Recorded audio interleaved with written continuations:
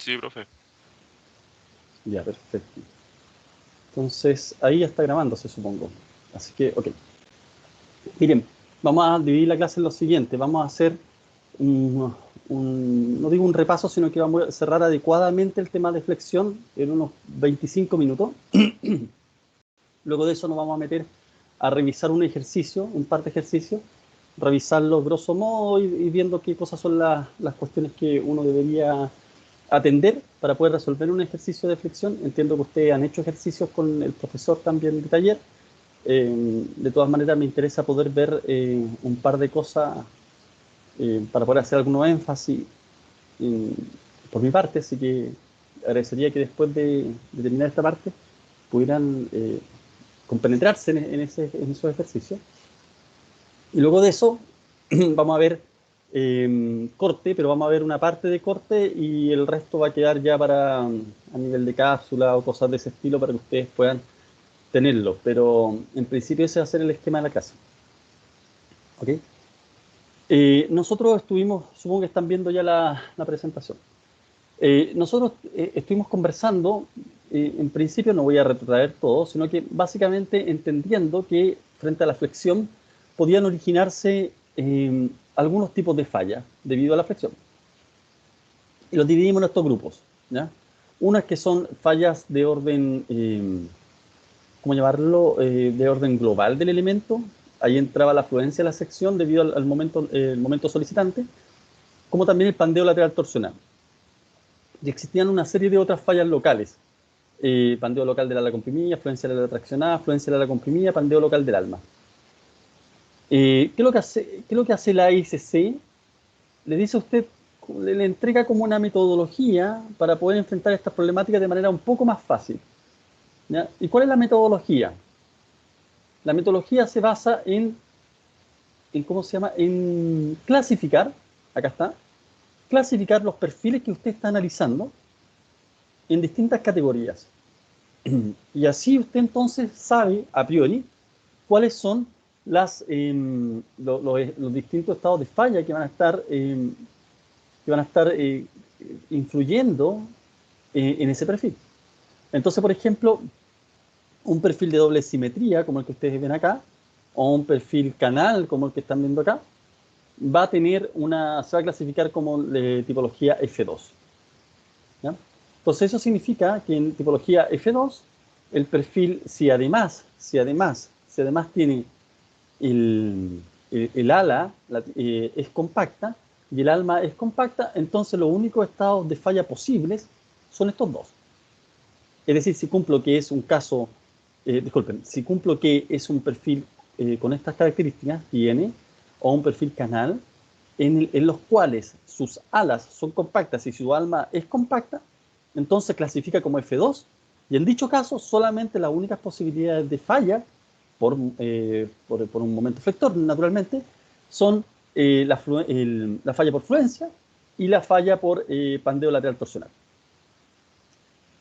Si usted tiene el mismo perfil que el anterior, un perfil, por ejemplo, un perfil de doble simetría como este perfil IM, pero y donde su alma sigue siendo compacta. Sin embargo, sus alas no son compactas. Ya sea que se clasifican como no compactas o de frentón que se clasifican como esbeltas. ¿Ya? Si ese es el caso, entonces ya no va a poder fallar. Definitivamente si es que hay, ojo, esto es muy relevante, definitivamente si es que hay algún elemento, alma o ala, que ya deja de ser compacta, ya sea que clasifica como no compacta o que clasifica como, que clasifica como no compacta o que clasifica como esbelta, cualquiera sea el caso, ya deja ese elemento, ese perfil, esa sección, deja de tener una falla por fluencia. Ya no puede plastificarse completamente. Ya no puede generar una rótula plástica. Si es que hay alguno de esos elementos constitutivos del perfil que no son compactos. Entonces, por eso que acá, frente a este caso, frente a esta situación, decimos que, chuta, dado que el ala es no compacta o esbelta eventualmente, se va a producir, siempre está presente el pandeo lateral torsional, que es una posibilidad de falla global del elemento. Pero acá está el FLB. ¿Qué es lo que dice el FLB? Acá está, dice pandeo local del ala comprimida. Claro, porque justamente el ala es el que hemos dicho para este caso F3, es el ala, ya sea la superior o la inferior, la que es no compacta o esbelta. Entonces corre el riesgo de que esa ala se pandee. ¿Ok? Por esa razón entonces que hablamos de una clasificación F3 que va a tener asociadas solamente estos dos tipos de fallas, no más que esos dos tipos de fallas. Si examinamos el caso F4, el caso F4 es un perfil nuevamente, mira, el mismo perfil que teníamos acá arriba. El mismo perfil que teníamos acá arriba. Pero ¿con cuál diferencia? Mira, la diferencia es que el ala puede eventualmente ser compacta. ¿Ya? Puede ser no compacta o puede ser esbelta, pero el alma es no compacta o compacta. Es decir, si es que fuera compacta y compacta, claro, clasificaría como F2. Eso es cierto.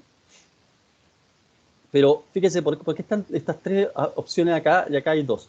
¿Por qué están las tres opciones? Porque además, este caso F4 es factible, o sea, aplica también para elementos como el que ustedes ven acá a la derecha, que es un elemento que tiene un ala de un determinado ancho y el ala inferior de otro ancho. Entonces, no hay doble simetría. Entonces, ¿qué pasa con eso? Puede ser que frente al momento solicitante, naturalmente, la carga que va a estar recibiendo esta ala va a ser más o menos la misma que va a estar recibiendo esta otra ala de acá, pero la diferencia está que esta ala de acá, frente a ese momento, como es una ala que tiene una sección menor, entonces va a tener una tensión mayor. Al tener una tensión mayor, eventualmente podría pandearse. Entonces, por eso que en este caso, el caso F4, ya sea que el ala es compacta, no compacta o esbelta, o el alma es compacta o no compacta, vamos a tener todos estos casos. De partida, el pandeo lateral torsional que está acá, el LTB. LTB es eso, pandeo lateral torsional.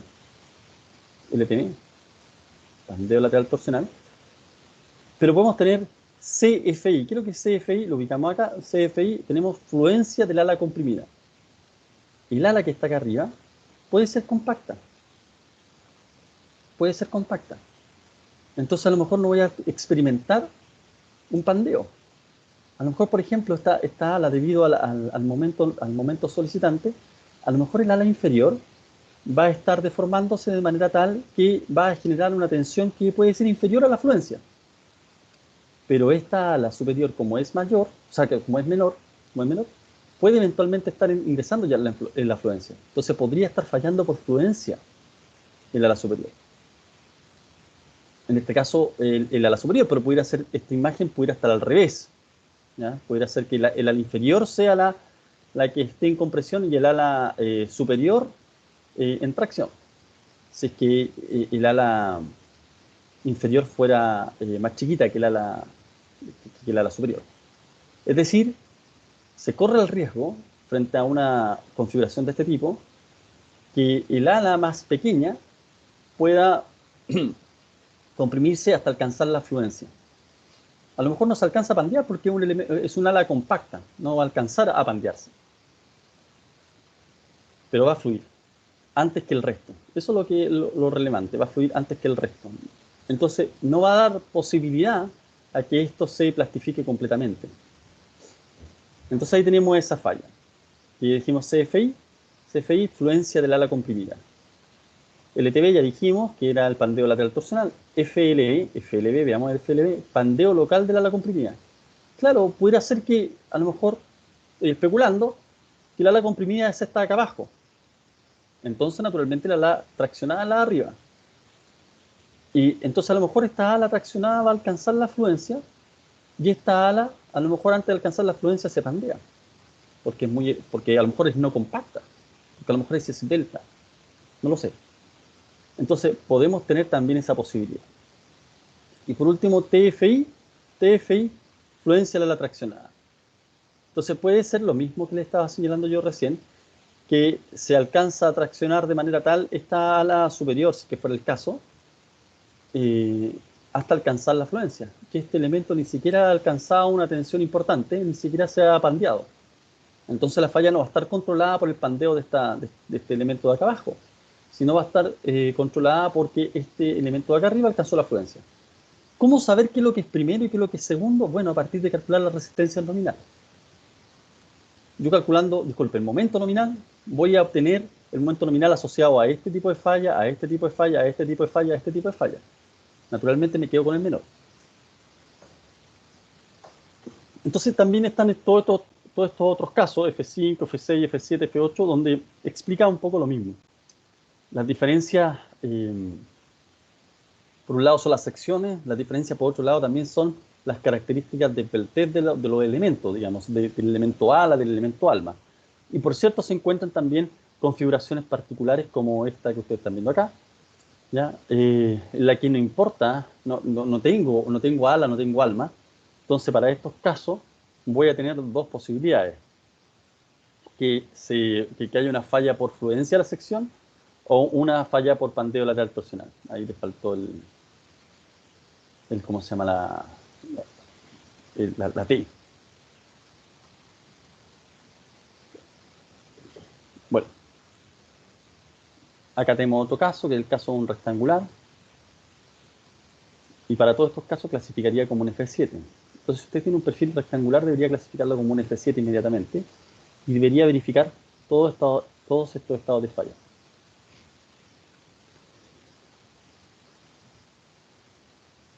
Entonces, nosotros alcanzamos a hablar de este caso, el F2, si no me equivoco. Y yo les señalaba que empezaron a jugar algunas variables que no conocíamos, pero que en la clase pasada alcanzamos a ver de dónde salían. Calculamos un factor R sub TS, que está acá. Calculamos un factor C, que es en función de la simetría del perfil.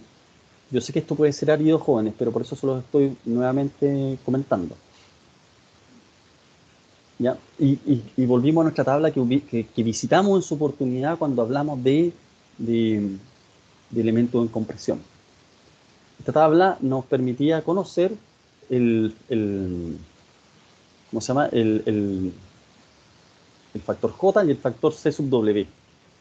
¿Ya? ¿Por qué le digo que lo analizamos los elementos en compresión? Porque no sé si se acuerdan cuando hablamos de pandeo por torsión o flexotorsión.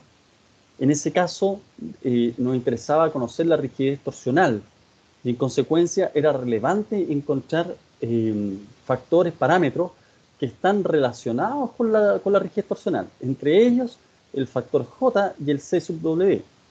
¿Ya? Es que uno es la constante torsional y el otro es la constante alabeo. En este caso, cuando estamos hablando de elementos que eventualmente pueden tener un pandeo lateral torsional, necesitamos incorporar esos parámetros que están asociados con la rigidez del elemento a la torsión.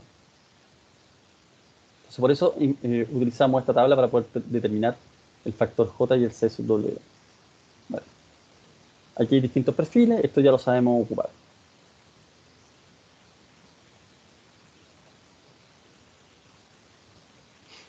Aquí hay una tabla, o sea, una gráfica, que nos muestra de manera sencilla el cómo obtener los factores C sub B, porque hay un factor que, como ustedes ya saben, dice relación con la distribución de los momentos sobre el perfil, sobre el elemento viga en este caso.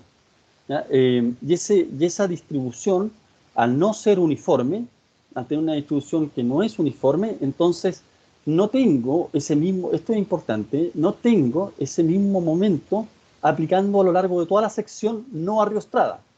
Toda la sección libre no tiene ese mismo nivel de momento. En consecuencia, yo podría estar sobreestimando el momento, o mejor dicho, subestimando la resistencia, si es que yo aplico determino una resistencia nominal, un momento nominal, que considere en su fuero interno, que considere que todo el momento es uniforme. Como eso no ocurre, entonces mi momento nominal, yo le incorporo un factor C sub B que es igual a 1 o menor que 1. Disculpen, igual a 1 o mayor que 1. Entonces con ese factor C sub B yo estoy aumentando el momento nominal, ¿ya? ¿Por qué? Porque sé que no tengo un momento solicitante uniforme a lo largo de todo el perfil. Como no lo tengo, entonces la salida que encontramos es aumentando la resistencia nominal eh, del perfil frente a los momentos. Entonces, cuando tengo una carga como la que ustedes están viendo acá, una carga puntual, voy a originar naturalmente un diagrama de momento y usted puede ya, frente a esta carga puntual, utilizar un C sub B igual a 1,67. Si tiene una carga como esta, pero... esta la diferencia es que ese punto está arriostrado, está impedido de desplazarse hacia los lados, está tomado ese punto, como que tiene un arriostramiento, por eso ese valor es 1,67. Si no tiene ese arriostramiento, ese valor es 1,32. Ahora, al margen, jóvenes, al margen de estos valores que ustedes están viendo acá, ustedes saben que ese C sub B lo pueden calcular. Y ese C sub B yo se los mostré, se los he mostrado ya 2 veces, se calcula con esa fórmula. Con esa fórmula.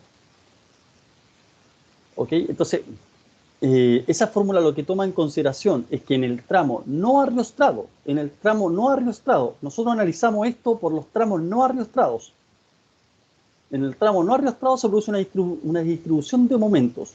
Y como ese momento no es uniforme, dividimos ese tramo no arriostrado, lo dividimos en 4. Obtenemos el momento máximo. Independiente de esa división en 4, obtenemos el momento máximo. Y obtenemos los momentos de cada uno de esos cuadrantes, ¿ya? El MA, el MB, el MC, como está dividido en 4, tenemos 3 momentos, digamos, ¿ya? Entonces, ahí ocupamos esos 3 momentos para de algún modo hacernos cargo de esa falta de distribución uniforme. Y así obtenemos un factor C sub B que, como ustedes pueden ver algebraicamente, este valor puede ser al menos 1, ¿ya? Al menos 1.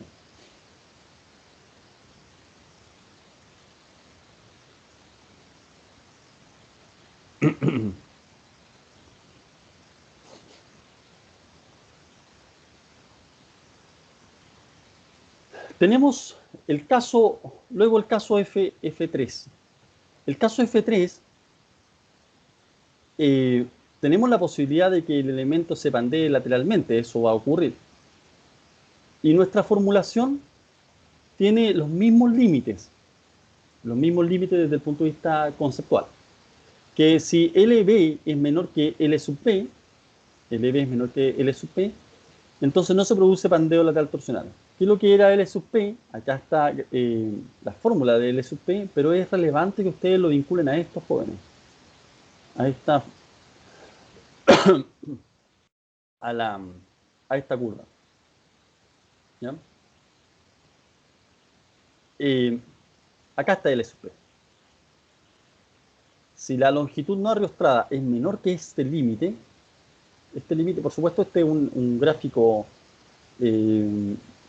con límites conceptuales, por decirlo de algún modo, porque no tengo un número acá, pero ese LP es variable dependiendo del elemento que estoy analizando, la sección que estoy analizando.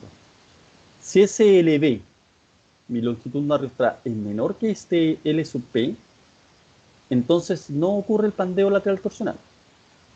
La única posibilidad que tengo es que ocurra un momento plástico. Pero, volvamos al caso F3, miren. El caso F3 tiene la posibilidad de un pandeo lateral torsional y tiene la posibilidad de un FLB, que es un pandeo local del ala comprimida. No habla de momento plástico. Entonces, claro, no podría llegar a un momento plástico.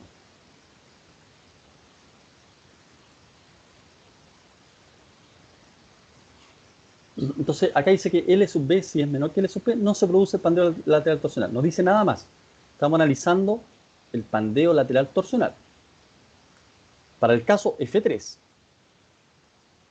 si LB se encuentra entre L sub P y L sub R, no voy a volver a la tabla, pero ya notarán que es la zona intermedia. Entonces determino de este modo el momento nominal.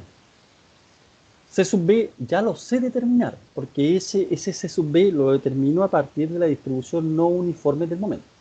Ya lo sé determinar. Ya sea que lo saco de estas gráficas o que lo obtengo matemáticamente.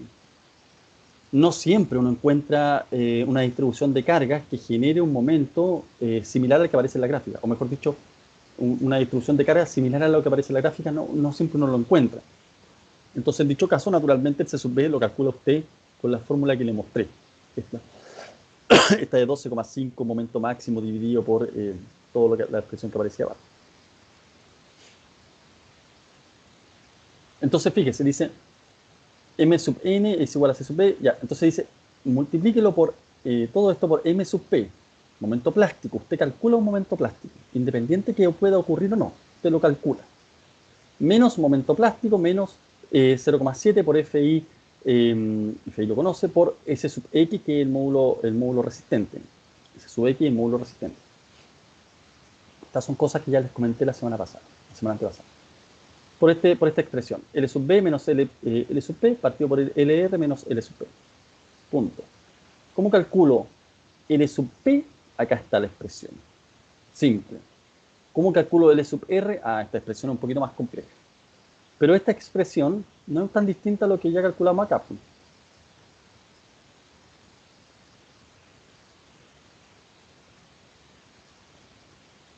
¿No? Entonces, usted debería calcular L sub P y L sub R como primera cosa. Porque con eso usted define dónde se encuentra. Porque si se encuentra en esta zona, jóvenes, en esta zona, es decir, L sub R es menor que L sub B, entonces voy a tener un pandeo lateral, un pandeo lateral torsional en rango elástico, en el rango absolutamente elástico. Tengo que calcular ese L sub R. Entonces voy a tener, en el caso de que me encuentre en la zona última de la gráfica, un momento nominal, volvamos jóvenes por si hay alguien que se ha perdido, pero a la gráfica. Si me encuentro acá,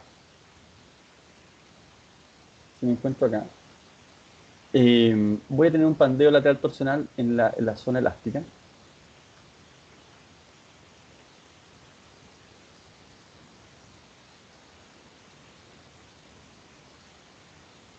Entonces, en mi momento nominal, mi momento resistente y falla, va a ser igual a F crítico por S sub X.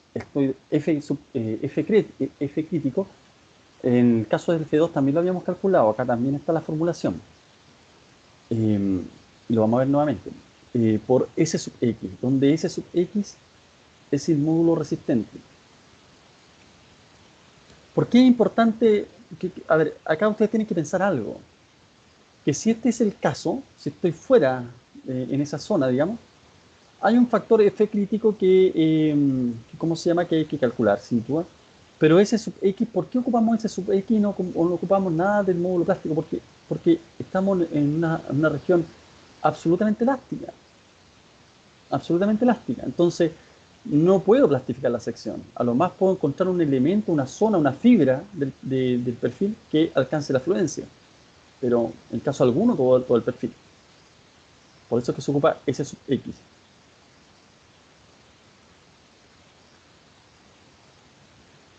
Ok.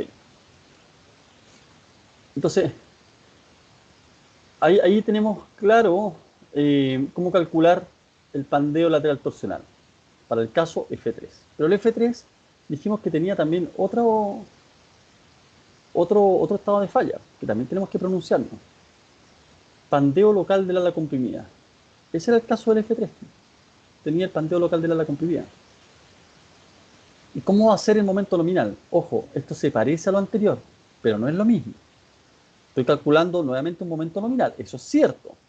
Estoy calculando un momento nominal que considere que el ala comprimida se pandea. Entonces, mi momento nominal va a tener naturalmente una expresión más o menos parecida a la que vimos con anterioridad, pero no es la misma.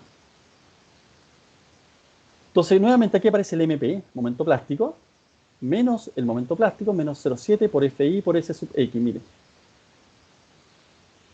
acá aparecía el C sub B, porque el C sub B, en el caso anterior, cuando estábamos viendo pandeo lateral torsional, en el caso del pandeo lateral torsional, ahí aparece el factor C sub B. Ahí aparece el factor C sub B.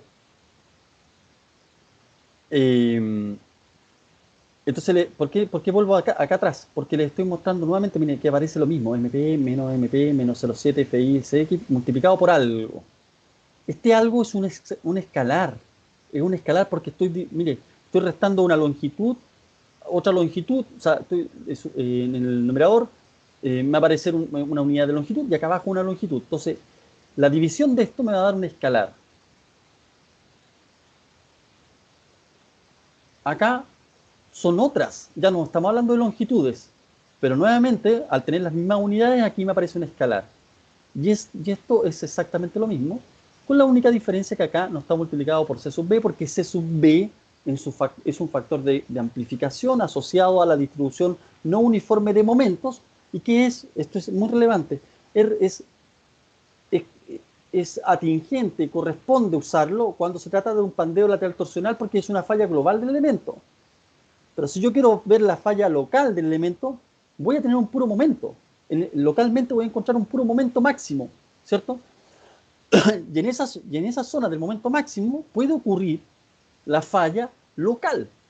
Entonces, por eso no estoy multiplicando por C sub B, no estoy amplificando mi momento nominal para hacerme cargo de ninguna distribución de momentos de ningún tipo. Eso es aplicable al pandeo lateral torsional. Pandeo lateral torsional requiere, debido a sus características globales, requiere que usted tome nota respecto de las características de distribución del momento. ¿Por qué? Porque si no, usted estaría haciendo un análisis excesivamente conservador si compara un momento nominal sin el C sub B con un momento solicitante cuyo momento solicitante se encuentra acotado a una zona específica del perfil. No a lo largo de todo el perfil, no a lo largo de toda la longitud no arriostrada. Y el pandeo lateral torsional se tiene que hacer cargo de la longitud no arriostrada. En consecuencia, requiero amplificar ese momento nominal y ahí aparece el C sub B. Pero ahí aparece para el pandeo lateral torsional. No aparece para estos casos. Estos son pandeos, o sea, son fallas locales asociadas a un momento nominal, entonces, o sea, a un momento solicitante. En consecuencia, calculo mi momento nominal considerando que en esa zona está aplicándose el momento máximo. Porque claro, esto puede fallar en la zona del momento, del momento máximo. No amplifico por C sub P. Eso es toda la síntesis respecto a esto. Entonces, M sub P menos M sub P, menos el paréntesis digamos, de esta expresión, M sub P menos 0,7 por FI por SX, nuevamente todo esto ya lo calculamos. Pero aquí meto lambda. Lambda. Lambda menos lambda P sub PF dividido por lambda sub RF menos lambda sub PF. Demos un segundo.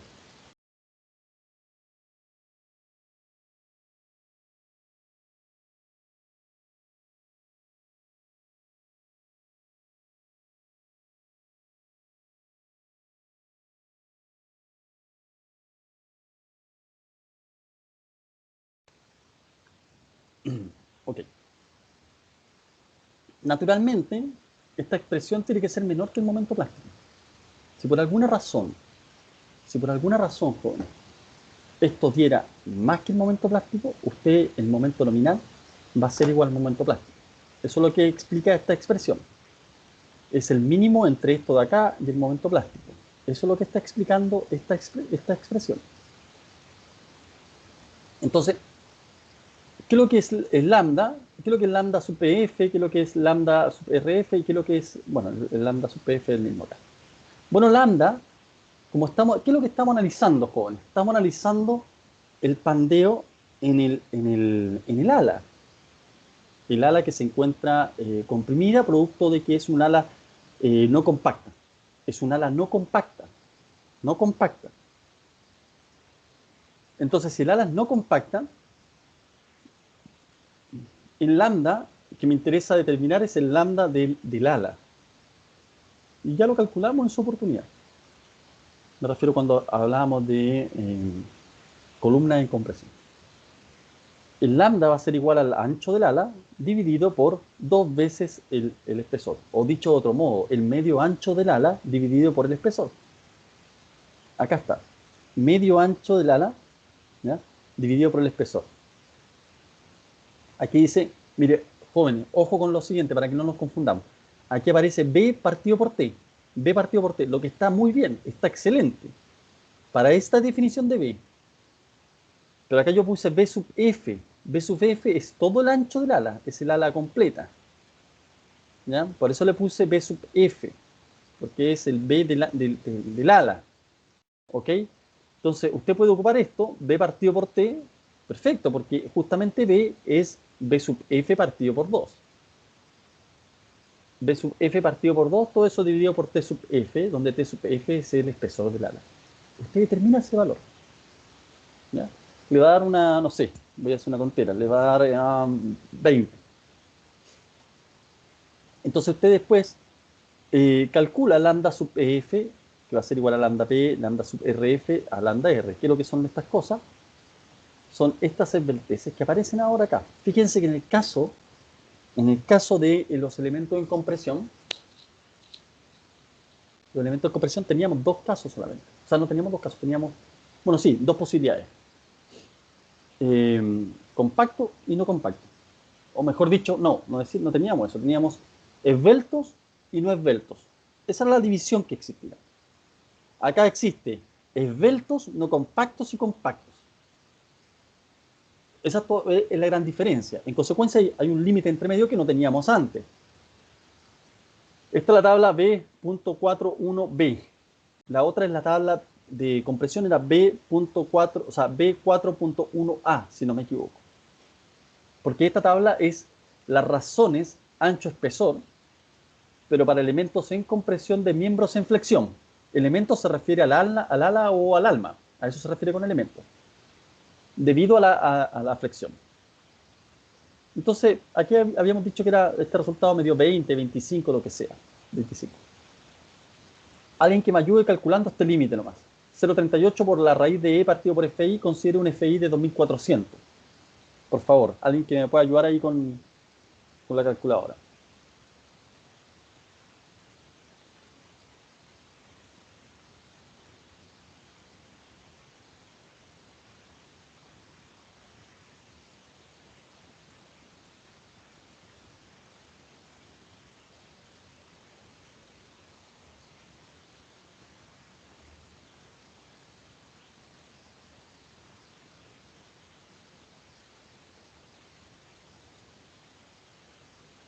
Profe, disculpe, ¿cuál es el valor del módulo de elasticidad?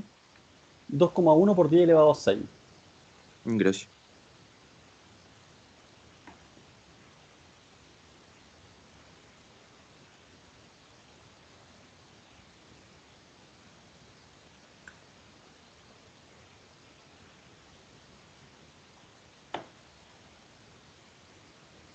Once coma 24. Perfecto. Ese límite es 11,24. Y este otro era 29, me parece. Algo así, ¿no?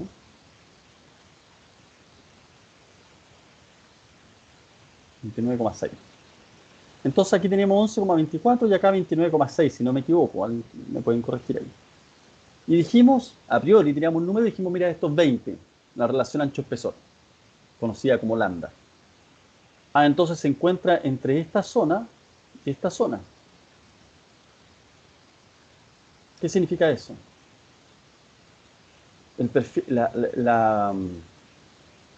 ¿El ala es compacta o es esbelta? O sea, ¿es no compacta o es esbelta? Si me dio 20, jóvenes, me dio 20. Y este límite era, dijo su compañero, 11,4, me parece, y este otro límite es 29,5. Y esto 20 partido por, o sea, 20 B partido por T es 20. Entonces, ¿el ala es no compacta o es esbelta?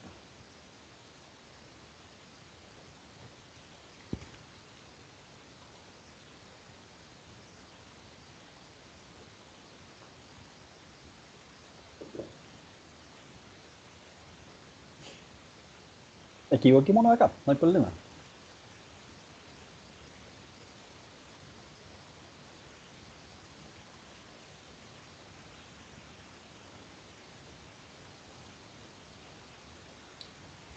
Este es el límite,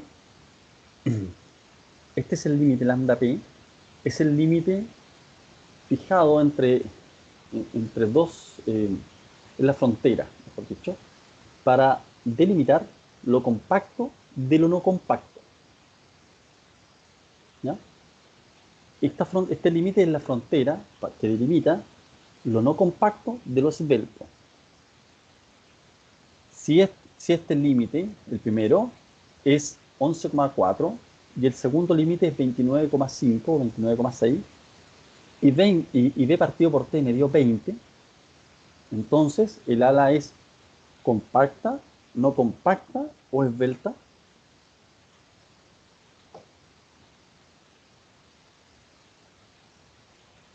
No compacta. No compacta, muy bien, eso es.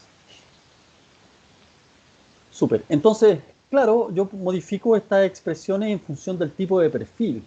Si tengo un perfil que, digamos que no es laminado, sino que es un perfil como este que están viendo ustedes acá, soldado, bueno, trabajo con esta expresión. No con 1, sino con 0,95, raíz de K sub C está puesto por acá.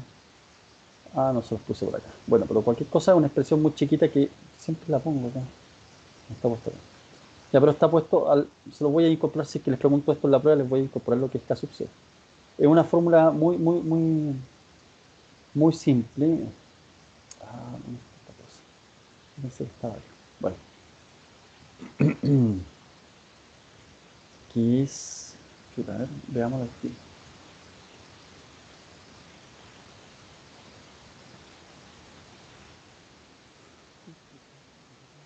Veamos K sub C.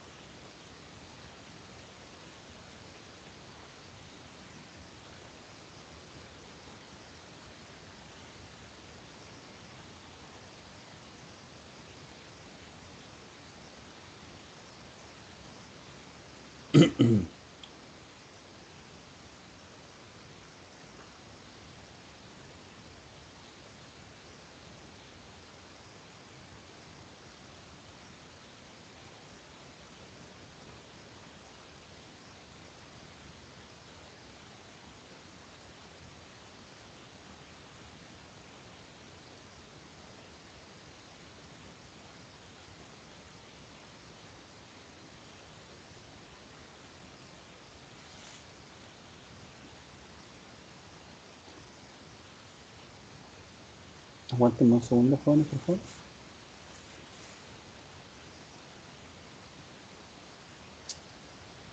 ¿Qué es eso?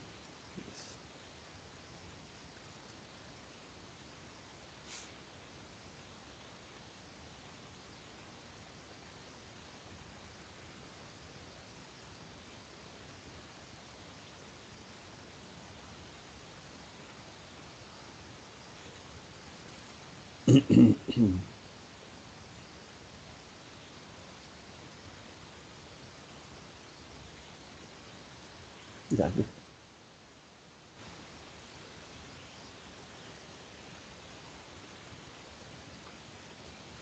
Ya están viendo el PDF, ¿no?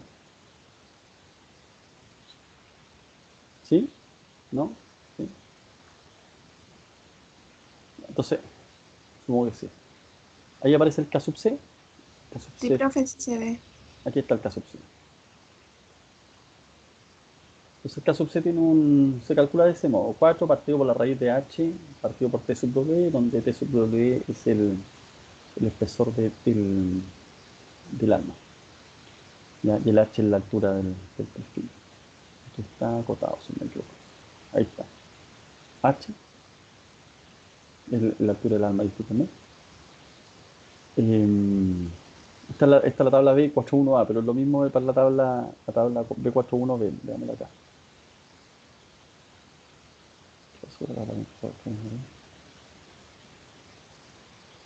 Ahí está. Esa es. K sub C. Ahí está. Verás. 4 dividido por H. O sea, 4 dividido por la raíz de h dividido por t sub w. Ese valor puede ser al menos 0,35, pero no mayor que 0,76. Eso es lo que está diciendo esto. Bueno, entonces, retomando.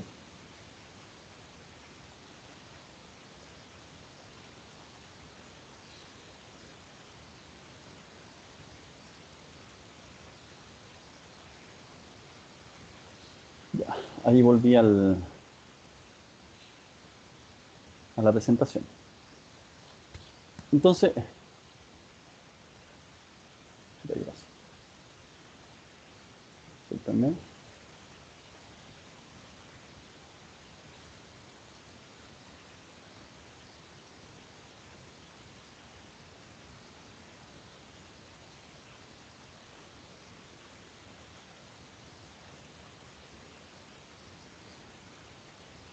Entonces ahí tengo los valores para el lambda p, el lambda r, los puedo obtener desde esa tabla. Naturalmente, ¿qué es lo que estoy mostrando acá? Es cuán cerca me encuentro con el lambda, cuán cerca me encuentro de una condición de ala esbelta o si me encuentro más cerca de ala compacta. Porque naturalmente el lambda p sub f, o sea, el lambda secas se encuentra en ese rango, ¿ya? Está en la zona no compacta. Se puede acercar bastante a la zona al límite, mejor dicho, a la frontera, que divide lo no compacto de lo esbelto. O sea, me estoy volviendo más esbelto. O me puedo encontrar más cerca al límite de la frontera que divide al elemento compacto de lo no compacto. Entonces podría transformarme en una ala más compacta, por decirlo de algún modo. En consecuencia, lo que muestra esto es cuán cercano se encuentra de uno o de otro. Eso es lo que muestra, ¿ya? Entonces, esta razón va a ser un escalar. Y con eso calculo este momento nominal, considerando secciones con alas no compactas. ¿Ok? Ahora, miren una cosa.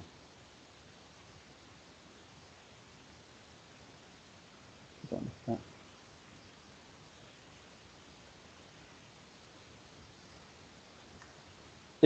El caso F3 considera la posibilidad de que el ala sea no compacta, pero también puede ser esbelta. Y si es esbelta, entonces no. Si es esbelta, y acá, disculpen. Si es esbelta, entonces no puedo ocupar esta formulación. No puedo ocupar esta formulación.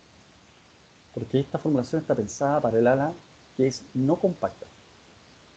Si el ala es esbelta, entonces tengo que ocupar esta formulación, que va a ser 0,9 por el módulo de elasticidad por K sub C, ¿ya?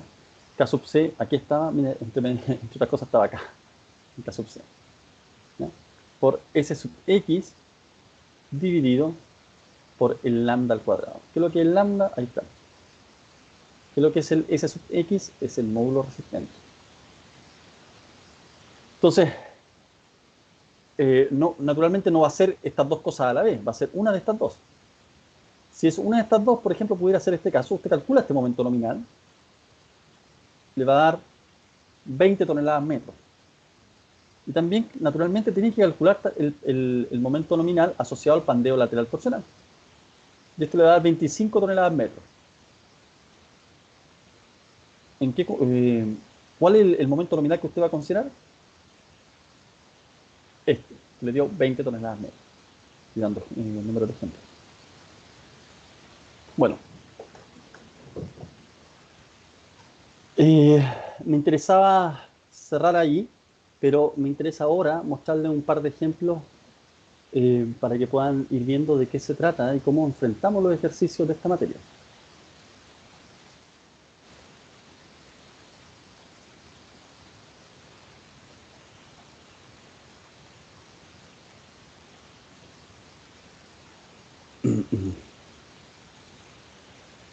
Están viendo el PDF, ¿no?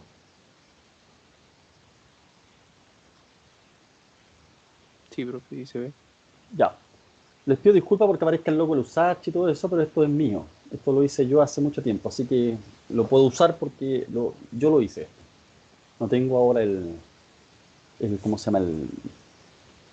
El nativo, lo tengo en PDF. El nativo está aquí en Markup o algo así. Pero ya no lo tengo.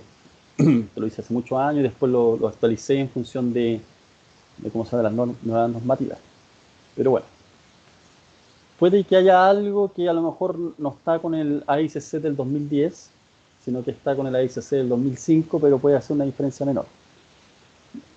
Entonces, quiero mostrarles esto, insisto, grosso modo, se los voy a mandar para que puedan, y les voy a decir qué ejercicios vean con atención, jóvenes, por favor, para que le echen una mirada a eso. Eso lo hice también el semestre pasado. Les dije a los alumnos y alumnas, les señalé, les mandé esta guía y les indiqué que dieran algunos ejercicios en particular, que los estudiaran bien. ¿Ya? Entonces, lo primero, de lo más simple a lo más complejo. Hay un ejercicio acá busca que ustedes determinen el módulo plástico de esta sección, de una sección con esas características. ¿Ya? Entonces, hay una forma acá de calcular que parece intrincada, pero la verdad es que es bastante intuitiva, que es a partir del cálculo de la inercia, ¿ya? Y que la multiplico por las distintas, o sea, la inercia en torno al eje X y la inercia en torno al eje Y, y voy calculando el módulo a partir de las de estas sumatorias de área. A ver, voy a mostrarle mejor la presentación para que se acuerden.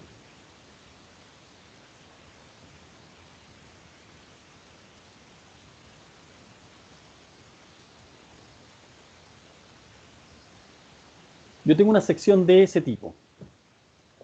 ¿Qué es lo que tengo que hacer yo?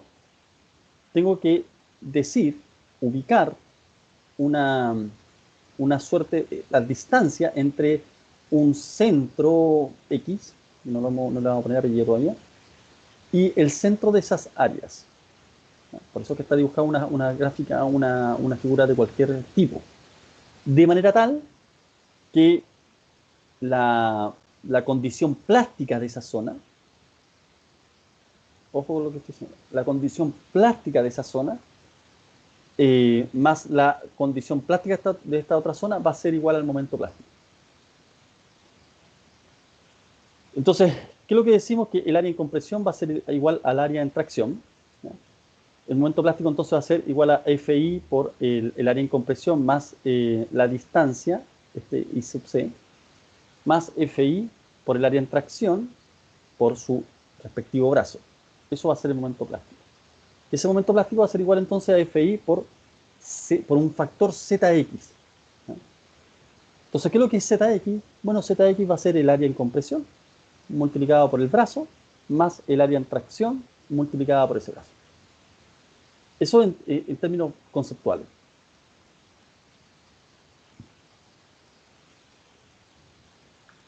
Si hago el cálculo acá, para una sección de este tipo, hago el mismo cálculo, voy a obtener que el módulo plástico tiene esta forma. B por T al cuadrado partido por 4. Entonces, yo puedo calcular los módulos plásticos. Lo puedo calcular de manera analítica. No necesito esta tabla. Esta tabla me permitía obtener el módulo plástico a partir del módulo resistente. A partir del módulo resistente. Pero es válido solo porque si yo multiplico el módulo resistente por este factor que aparece en esta tabla, voy a obtener el módulo plástico. Pero es válido solo para ese tipo de figuras que ustedes están viendo acá. Por ejemplo, esta figura rectangular, aquí aparece inmediatamente el factor alfa, el factor de forma que si yo calculo, obtengo el módulo resistente, acá está también calculado, módulo resistente es B por D al cuadrado partido por 6, y lo multiplico por 1.5, voy a obtener entonces el módulo plástico. ¿Ya? Es una forma de hacerlo. Pero no es la forma analítica. Entonces quiero que le echen una mirada acá para que puedan observar cómo se calcula el módulo plástico. Esto era la determinación del módulo elástico y esta es la determinación del módulo plástico. Acá está. Por eso estaba medio, tuve que recurrir al ¿cómo se llama? A la PPT, porque me pareció algo raro ahí. Entonces, acá lo que está haciendo es, es multiplicar fíjense lo siguiente. Dice, arbitrariamente decimos que hay una recta ahí que separa las dos áreas que las hace iguales. Pusimos una recta en cualquier parte. ¿Ya? Una línea ahí, un corte, arbitrariamente, para decir, mira, desde este punto hacia abajo, toda esta área va a ser igual a esta otra área de acá. Entonces, ¿cómo calculamos eso? Decimos, mira, el ancho del ala inferior por el espesor del ala inferior, B sub F o BF es el ancho del ala. El I es de inferior. T sub F es el espesor del ala. La F de flange, multiplicado por el espesor inferior, más un X porque no conozco esta distancia, entonces digo X, imagínense que desde aquí hacia arriba es X, menos T sub Fi, menos el espesor del ala inferior, multiplicado por el espesor del alma. Eso va a ser equivalente a ¿qué cosa? Al área 1. Eso va a ser el área 1. Hago el mismo ejercicio para el área 2. El B sub F superior, es decir, el ancho del ala superior, por T sub F superior, es decir, el espesor del ala superior, más H, más, ¿por qué H? Porque H es la altura, más T sub Fi menos X. ¿Ya? Esta es la distancia de X, dijimos, ¿cierto? X menos TFI, dijimos que toda esta distancia era X, toda esta distancia era X. Entonces lo que estoy diciendo ¿Profe? es, cuénteme, ¿Esa Fayán. distancia la toma del centro de gravedad? No, es una distancia ¿desde dónde la estoy tomando? La estoy tomando desde acá, desde abajo, si no me equivoco. Ah, pero es arbitraria. Aún no estoy... Claro, esta yo no la conozco, esa yo no la conozco. Ya, ¿Ya? ya. No conozco dónde está, pudiera estar acá. No sé dónde está. Pero por eso yo lo que digo, me defino acá un eje coordenado acá abajo. Digo que aquí está el 0, el 0, 0. Entonces digo la distancia hasta acá, ¿ya? Como me interesaba al principio calcular, le puse que esta distancia desde el 0 hasta acá arriba es X. ¿Ok? Entonces, como me interesaba determinar cuánto es el área de este pedacito de alma, entonces naturalmente es X menos el espesor ¿cómo se llama? Del ala, ¿cierto? Sí, Ya. profe, sí lo entendí. Entonces, luego estuve haciendo el mismo análisis arriba. Naturalmente el ala superior es fácil de determinar, porque es el ancho del ala superior multiplicado por el espesor del ala superior. Pero el área de este pedazo de alma depende de esta posición, digamos, ¿cierto? Entonces digo que es el H más T sub Fi. ¿Por qué H más T sub Fi? Miren, acuérdense que esto es X. H más T sub Fi es esto de acá. ¿Por qué? Porque T sub Fi es esto de aquí, ¿cierto? Eso es T sub Fi. H más T sub Fi es esto de acá. Supongo que están de acuerdo. ¿Sí? Sí, profe. Perfecto. Menos, ¿qué cosa? Menos X. X ya lo determiné acá, porque es el que está acá, el que está acá al lado. Era todo este pedazo. Entonces, ahí me va a dar sorry. Estoy hasta acá. ¿Ya? A eso le resté ahora el X. Y el X ya lo había determinado. X dijimos que era esta distancia. Esa distancia. Entonces le resté eso. ¿Qué es lo que me queda? Me queda la parte de arriba, me queda esto. Me queda eso. Entonces al quedarme eso, multiplico por el espesor del alma y voy a obtener entonces el área 2, al sumarla, por supuesto. Luego digo, área 1 tiene que ser igual a área 2. ¿Para qué hago eso? Para obtener, despejar X. Y ahí me da X. X igual a 18,1 centímetros. Sí, profe, ahí sí. ¿Se entiende? Ya entendí por qué tomó como primera arbitraria la distancia. Perfecto. Ahora, jóvenes, esto es ustedes pueden partir de arriba, pueden partir del medio, da lo mismo, ¿no? Eso no es un tema relevante desde donde uno parte. Lo importante es ser consistente. Lo que quiero decir es que quiero igualar el área de acá abajo con el área de acá arriba. Eso quiero hacer. Entonces, tengo lo que no sé es dónde está ubicado esto. Si mi eje es coordenado, lo ubico, por ejemplo, aquí, el 0, como ustedes quieran, digamos. Es parte de ustedes lo pueden definir como ustedes quieran, ¿ya? Lo que importa es ubicar esta posición. ¿Se entiende? ¿Por qué es importante esa posición? Porque miren el monito que aparece abajo, al lado derecho. Esa posición me va a delimitar en qué zona se produce el cambio de tracción a compresión. Y sabemos que cuando se plastifique completamente, en esa zona se va a producir el cambio de la zona que va a estar plastificada en tracción y la otra zona que va a estar plastificada en compresión. ¿Ok? Entonces, yo ya tengo eso. Ya tengo eso. ¿Qué es lo que tengo? Tengo la separación del área. Pero además, cuando esto se plastifica, ¿qué es lo que tengo? Tengo una distribución de tensiones. Tensiones, jóvenes, tensiones. Tensiones, tensiones. No tengo carga, tengo tensiones. Y si tengo tensiones y quiero después obtener mi momento, ¿cómo obtengo mi momento a partir de ese gráfico de tensiones? Si tengo un gráfico de tensiones, esta distribución de tensiones, aquí hay un momento involucrado. ¿Cómo calculo ese momento? Si solamente tengo tensiones.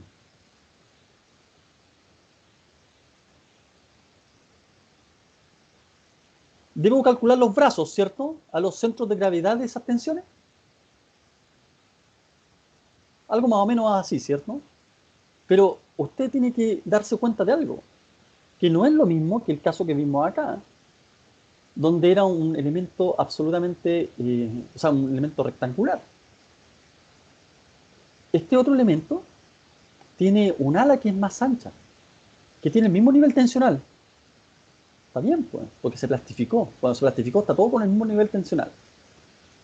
Pero ¿cuál es el momento asociado a eso? El momento está asociado a las cargas por sus brazos, no a las tensiones por los brazos. ¿Y cuáles son las cargas? La carga del ala. La carga del ala es R1 en este caso, que va a ser equivalente, jóvenes, a la tensión que tiene el ala, que va a ser FI. Porque el ala tiene FI, el alma tiene FI, el alma de acá abajo tiene FI, esta ala tiene FI, todo tiene FI, todo tiene la tensión de fluencia. Pero el área del ala es distinta al área del alma y la posición tengo que ubicarla respecto del centro del ala y acá respecto del centro de este trozo ¿cómo se llama? De alma. Pero además el ala y el alma, como tienen secciones distintas, tengo que multiplicar esta tensión que es FI, la tengo que multiplicar por la sección ¿cómo se llama? Del ala. Y ahí voy obteniendo las cargas como integrando. Lo que tengo que hacer es integrar eso. Entonces, si acá tengo FI y este espesor de ala mide, qué sé yo, 1 centímetro y esto mide 20 centímetros, ¿cuánto va a ser R1? R1 va a ser FI por, no sé si cuánto les dije, 20 centímetros por 1 centímetro. Ahí me va a dar R1, ahí me va a dar una carga. Lo mismo hago con R2, R3 y R4. Voy a obtener las cargas. Cuando yo obtengo las cargas, puedo obtener el momento. Claro, porque yo conozco los brazos. Conozco el brazo desde este punto hasta este punto, al centroide de las alas, de esta ala, del ala superior. Conozco el brazo desde este punto hasta el centro de esta distancia. Si calculé dónde estaba este punto, me ubico acá, puedo calcular esta distancia. No tengo problema. Luego quiero calcular el brazo de abajo, la distancia al centroide de la sala la conozco, es esa. Ahora quiero calcular el brazo de abajo, pero asociado al alma, la distancia al centroide de ese pedacito es esa. Entonces conozco las distancias y conozco las cargas. Al conocer los brazos, las distancias son los brazos, y conocer las cargas, tengo el momento. Pero me pidieron el módulo plástico. Ya. ¿Cómo es el momento plástico? El momento plástico me da este valor.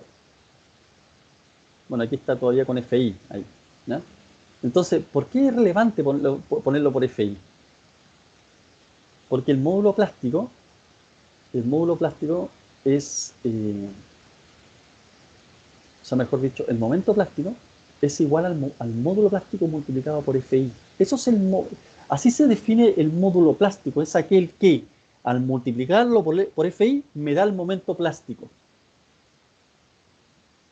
El momento plástico yo lo sé calcular porque lo tengo acá, ya lo calculé, lo puedo calcular. Por eso se dejó acá en función de FI. ¿Por qué? Porque sé que el momento plástico va a ser algo multiplicado por FI y ese algo va a ser el módulo plástico. Entonces, claro, acá esto puede ser más intrincado. Me acuerdo que antes hacía estas cosas de este modo, pero acá podría haber sido haberlo hecho de otro modo. Simplemente haber puesto cuánto es el momento plástico. El momento plástico es 20 toneladas metro. Ah, ¿y el FI cuánto es? 2.400 kilogramos fuerza por centímetro cuadrado. Ah, entonces, ¿cuánto por 2.400 kilogramos fuerza por centímetro cuadrado me da 20 toneladas metro? ¿Cuánto? Entonces, eso me da un valor que va a ser equivalente a 3.435 centímetros cúbicos. Ese cuánto es el módulo plástico. ¿Se entiende, jóvenes?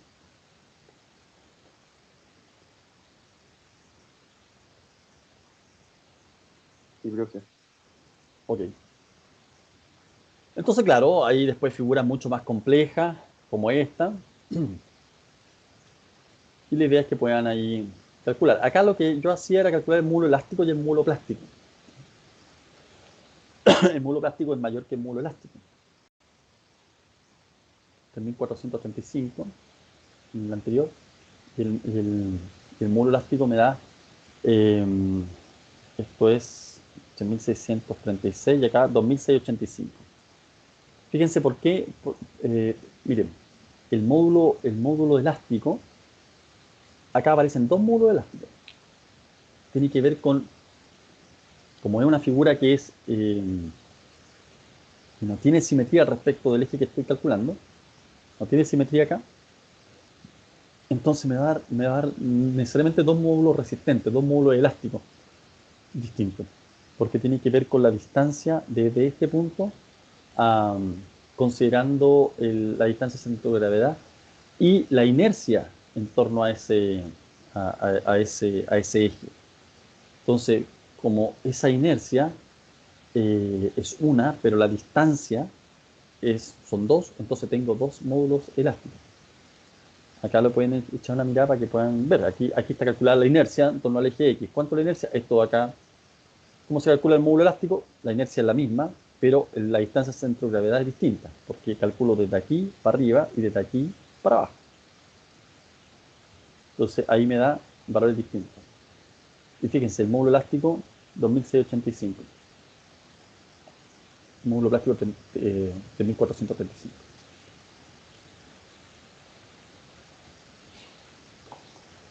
Ok.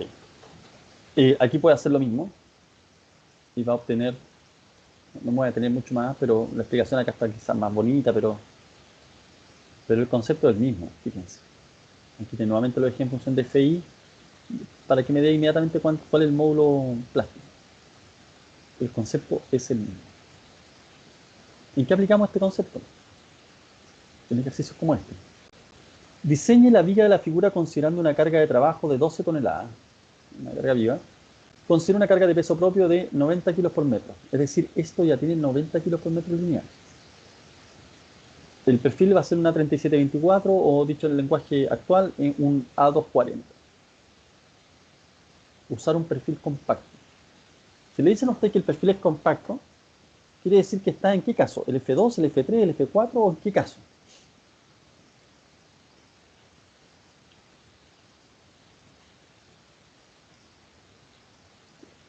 Si el perfil es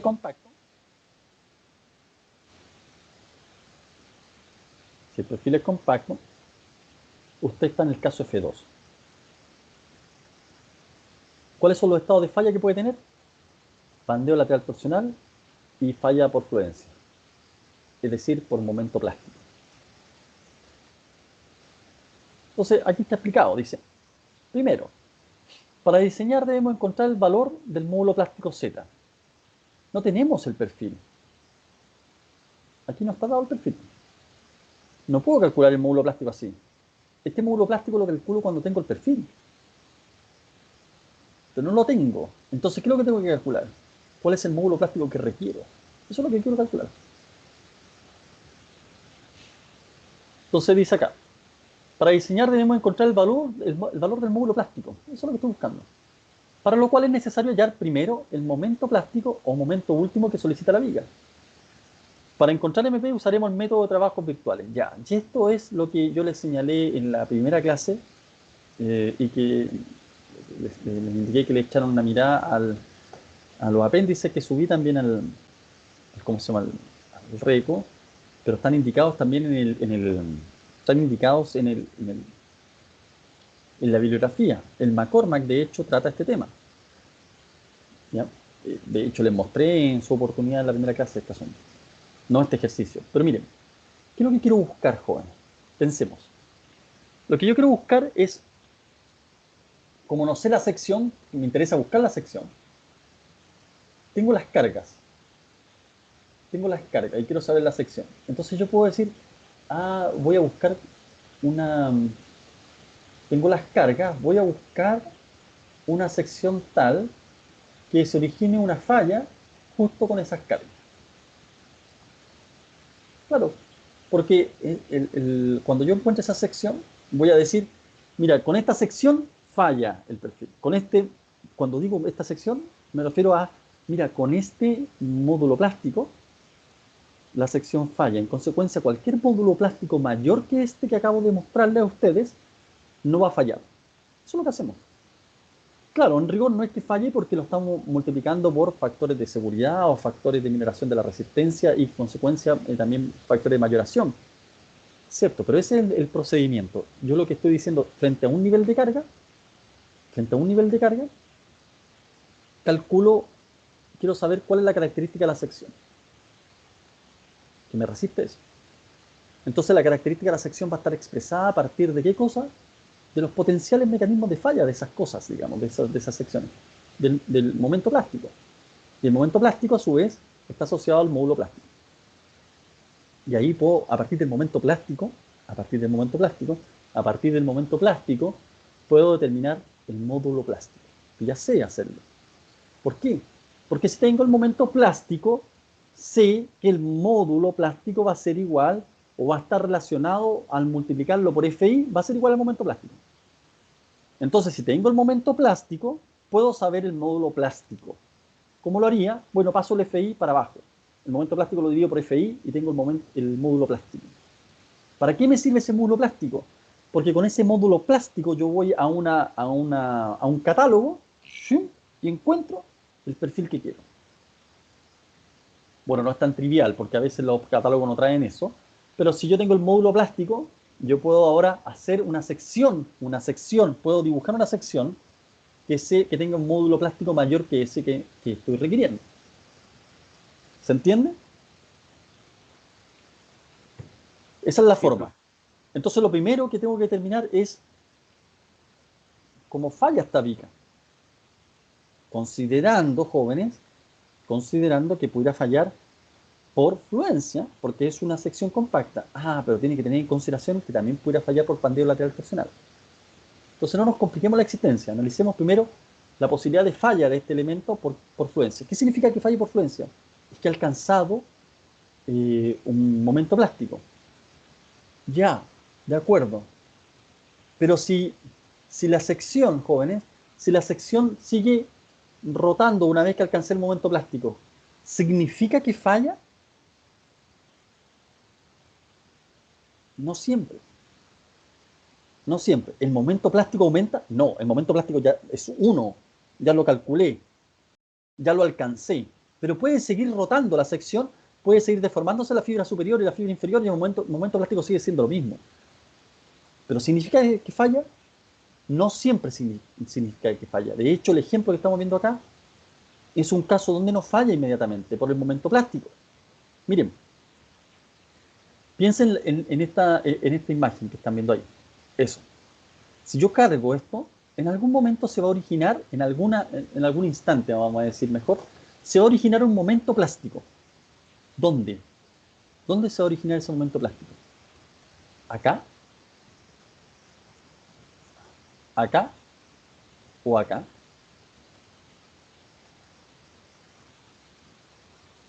No lo sé. En rigor sí lo sé, ¿eh? Porque uno a partir de esta... sí, olvídense esta parte que aparece acá abajo, sino que simplemente vean este elemento bien potrado con una carga P. Va a originar esa gráfica simplemente, o esa distribución de carga va a originar un momento que yo puedo determinar en función de P en los extremos y acá en el centro. Lo puedo determinar en función de P.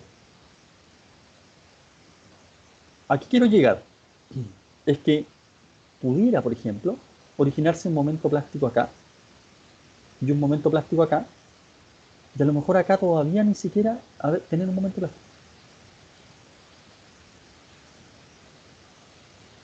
Creo que de hecho les mostré una imagen de ese tipo al principio, miren.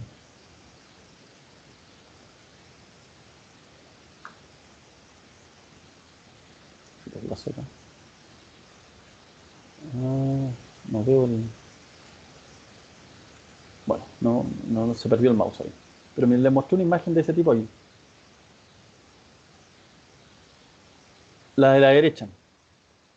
Va a haber un... la de la derecha en realidad no es la misma porque tiene una distribución uniforme de carga. La otra es una carga puntual. Pero en términos conceptuales es más o menos lo mismo. Es decir, en los extremos tengo momentos máximos para este caso de distribución de carga, y en el centro tengo un momento un momento máximo para la zona inferior, pero que es menor que los extremos. Entonces uno pudiera suponer que lo primero, para este caso que les estoy mostrando acá, pudiera suponer que lo primero que se va a rotular plásticamente van a ser los extremos. Pero con eso falla la vía. No falla, no falla, no falla la vía. ¿Cuándo falla? Bueno, cuando se rotula también la zona central. Porque al rotularse la zona central, si se rotularon estos extremos y luego se rotula la zona central, entonces se transforma en un mecanismo y ahí falla. ¿Se entiende hasta ahí, jóvenes? Todavía no hemos metido números, pero espero que se entienda hasta ahí. El tema es que cuando estoy analizando el problema desde una perspectiva de la falla debido a la fluencia, el hecho de que alcance el momento plástico no significa que falla la estructura. ¿Significa que alcancé el momento máximo en esa zona? Sin duda. No puedo tener un momento mayor que un momento plástico. Eso es cierto. ¿Pero significa que falla la estructura? No, no significa eso necesariamente. Entonces, ¿cuándo falla la estructura? Fallará cuando esta zona alcanza el momento plástico, cuando esta zona alcanza el momento plástico y cuando esta zona alcanza el momento plástico. Las zonas pueden alcanzar los momentos plásticos en tiempos distintos. Pero eso simplemente, el que sean tiempos distintos significa que antes de que las tres alcancen los momentos plásticos, no hay falla. Si solamente alcanzaron momentos plásticos esta zona de acá, no hay falla. Alcancé el momento plástico nomás. Pero cuando se origina el momento plástico acá, ahí se produce la falla. ¿Quiere decir eso que estos momentos plásticos aumentaron? No, para nada. Acá yo ya me quedé en momento plástico. Ya me quedé en momento plástico, me quedé en momento plástico y luego sigue avanzando la carga hasta que tengo un momento plástico acá. Como la carga yo ya la conozco, me la están dando acá. Una carga de P de ¿cómo sabe? 12 toneladas, pero hay una carga distribuida acá de 90 kilos por metro lineal. La carga yo la conozco. Entonces lo que tengo que pensar ahora es, bueno, si la carga ya la conozco, quiero encontrar una sección tal que falle de este modo, sabiendo que es compacta. Entonces ahí se incorpora el concepto de los trabajos virtuales. Yo les pido que por favor vean ahí el McCormack y el otro documento que ya les he mandado. Ya, se los puedo reenviar, qué sé yo. Igual, naturalmente, les voy a mandar esto también. Entonces, aquí, ¿qué es lo que decimos? Mira, decimos, el método de los trabajos virtuales analizan este problema desde una perspectiva súper sencilla. Dice, ok, pensemos cuando esto ya falló. Cuando esto ya falló, el trabajo interno tiene que ser igual al trabajo externo.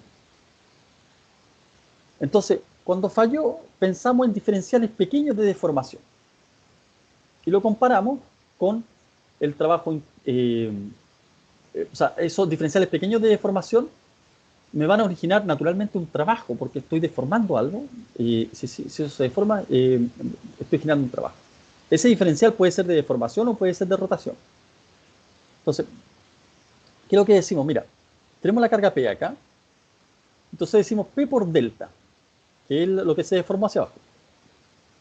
P por delta, ¿qué va a ser igual? Va a ser igual a MP1.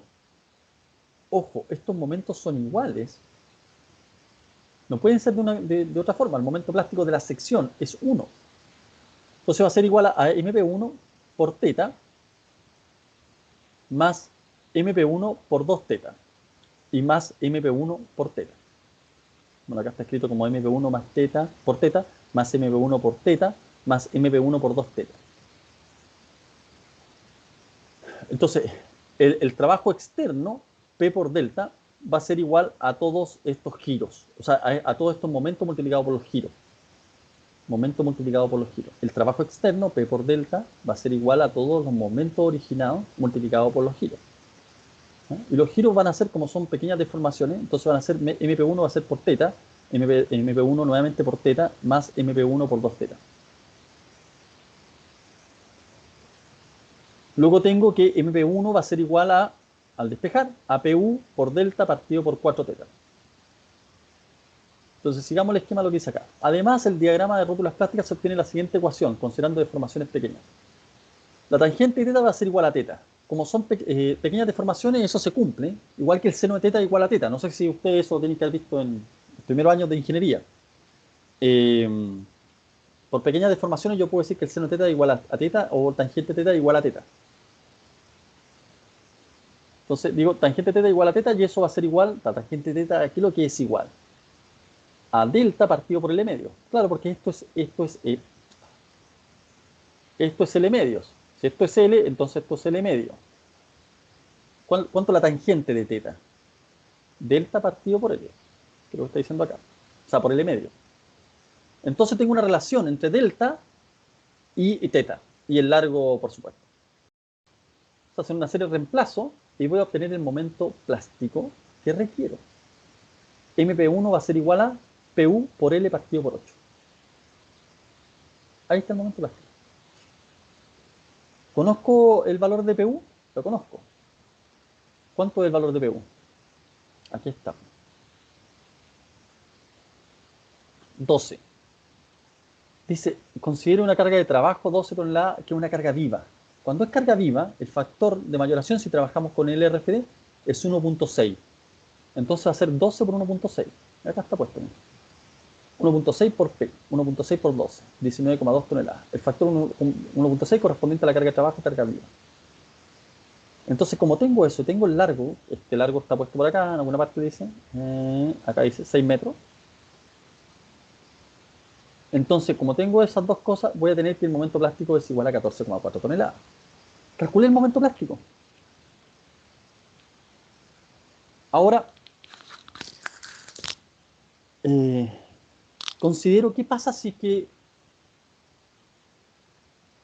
o sea, no es que qué pasa si es que, sino que incorporo la situación del momento asociado a la distribución de cargas uniforme. Es una distribución de carga menor, que son 90 kilos por metro lineal, pero que influye. Entonces, si pongo la distribución de carga uniforme acá, ¿de cuánto era? 90 kilos por metro lineal, si no me equivoco, ahí está. 90 kilos por metro lineal. Voy a tener una distribución como la que vimos acá, jóvenes, como esta de acá. ¿Cuál es la condición de falla? La condición de falla va a ser nuevamente esta misma. Va a originarse un momento plástico acá, un momento plástico acá, un momento plástico acá. Es la misma condición de falla. Entonces hago nuevamente el trabajo externo, lo igualo al trabajo interno. El trabajo interno, fíjense, es exactamente lo mismo que vimos recién. MP2 por teta, MP2 por teta más MP2 por 2 teta. Ah, con la diferencia que puse MP2 porque estamos hablando del otro momento plástico que eventualmente, si yo solamente tuviera una carga distribuida, nada más, entonces, como estoy buscando el momento plástico, entonces digo, el momento plástico mínimo para esa carga distribuida que yo requeriría es este momento. Debería ser más chico que el otro que calculamos. ¿Ya? Entonces, eso responde al trabajo interno. Ahora, el trabajo externo, ¿cuánto va a ser? Bueno, es la carga distribuida por L multiplicado por delta medios. Eso está puesto por acá. Eso de delta medios tiene que ver con que el trabajo externo, les insisto, miren, acá no está explicado, sí, pero les digo inmediatamente. En el documento que les voy a enviar está mucho más explicado. Pero miren, si yo tengo una distribución de cargas así, y la falla va a ser de este modo, ¿ya? Aquí naturalmente se va a producir un delta. Pero ¿cuál es el trabajo asociado a toda esta carga distribuida? No es el mismo trabajo que esta carga puntual que genera delta. No. El trabajo de esta carga puntual asociada a delta es P por delta. Es P por delta. Pero el trabajo de una carga distribuida que genera ese mismo delta, de una carga distribuida con esta característica, no es igual a P por delta. Es igual a la carga distribuida por una integración de estos pequeños deltas que finalmente en una zona central es delta. Pero todo lo que se desplazó esto es al final un delta medios. Delta medio. Eso podría haber sido otro número, ¿no? Podría haber sido delta tercio, delta... no, pero esto se obtiene básicamente porque se produce un triángulo. Entonces el promedio de deformación es delta medio. Entonces, el trabajo externo, cuando se trata de la carga distribuida para este caso, lo que va a originar una deformación de delta medios. Entonces, por eso hablamos de Q, el Q lo conozco, que era 90 kilos por metro, por L, por delta medios, por eso no es delta. ¿Ya? La explicación, como les digo, se la voy a mandar también en este documento para que le echen una mirada. Entonces hago el mismo análisis. ¿Y qué obtengo? Que MP2 va a ser igual a todo esto que está acá. MP2 va a ser igual a Q por L al cuadrado partido por 16. Q lo conozco. Q lo conozco. Es una carga de peso propio. Entonces Q, si quiero conocer si lo veo por LRFD, tendría que multiplicarlo por 1.2.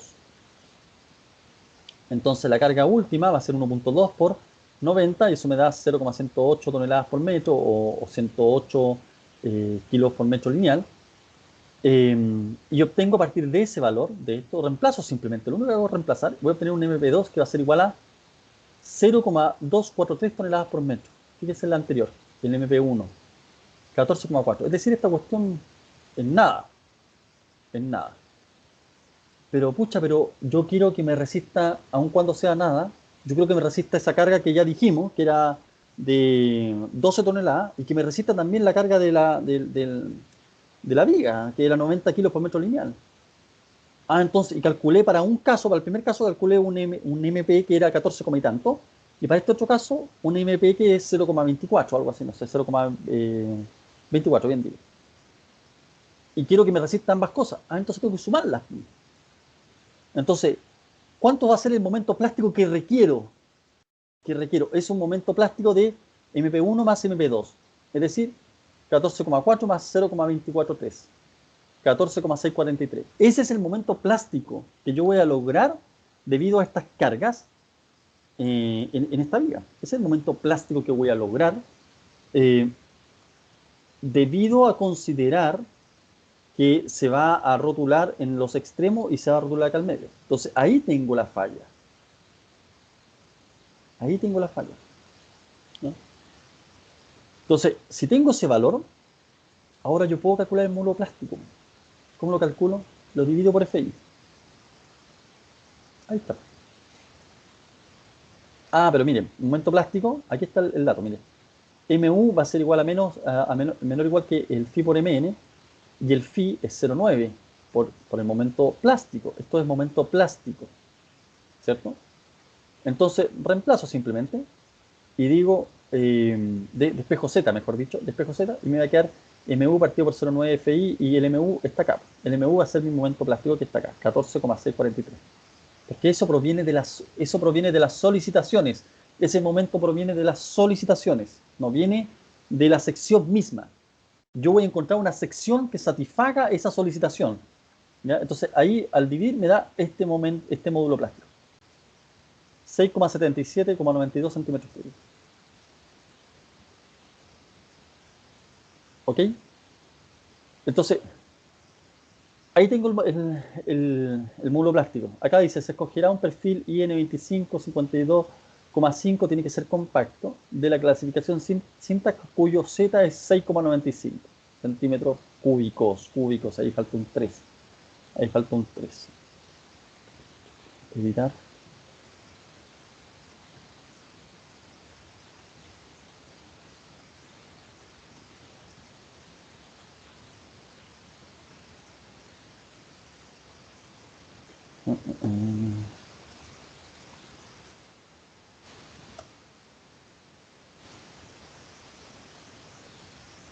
Ah, que soy tonto, discúlpenme. Discúlpenme, me equivoqué yo.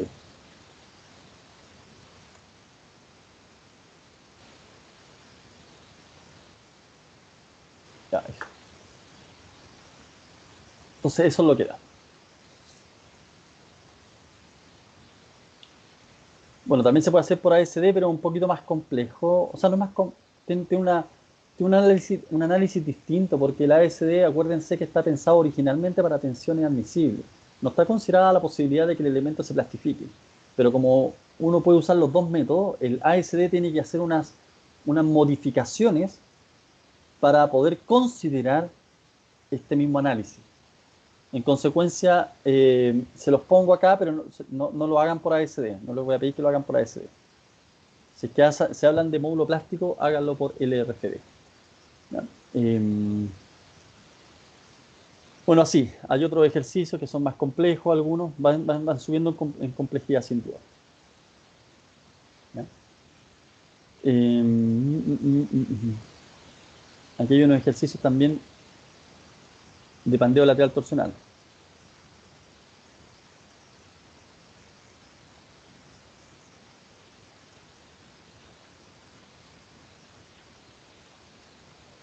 Que ocupan las formulaciones que estábamos viendo.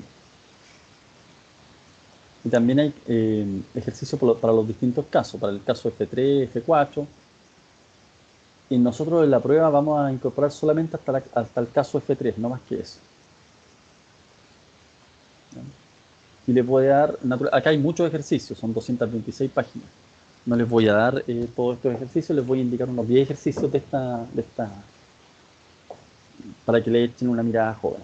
Ok, a lo mejor unos 8, no 10 mucho. 8 ejercicios para que le echen una mirada. ¿Ya? Y la prueba va a tomar en consideración hasta el caso F3. ¿Ok?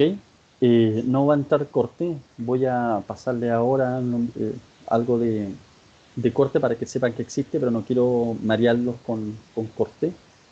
Y les voy a dejar una cápsula para que después ustedes puedan incorporar el tema de corte. Profe, disculpe, de este archivo, ¿hasta qué ejercicio más o menos podría entrar en la prueba? Les voy a decir se lo voy a subir al reco, y ahí les voy a decir qué ejercicios tienen que ver. ¿Ya? Ya, gracias.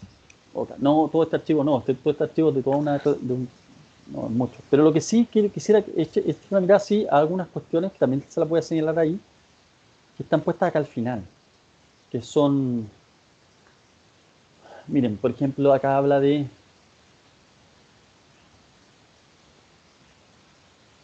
le cambió la carga torsional.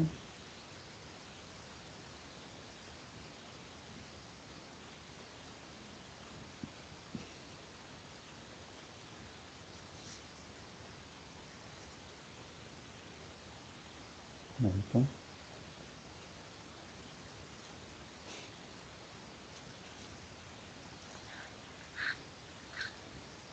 Un momento, estoy tratando de ver el anexo.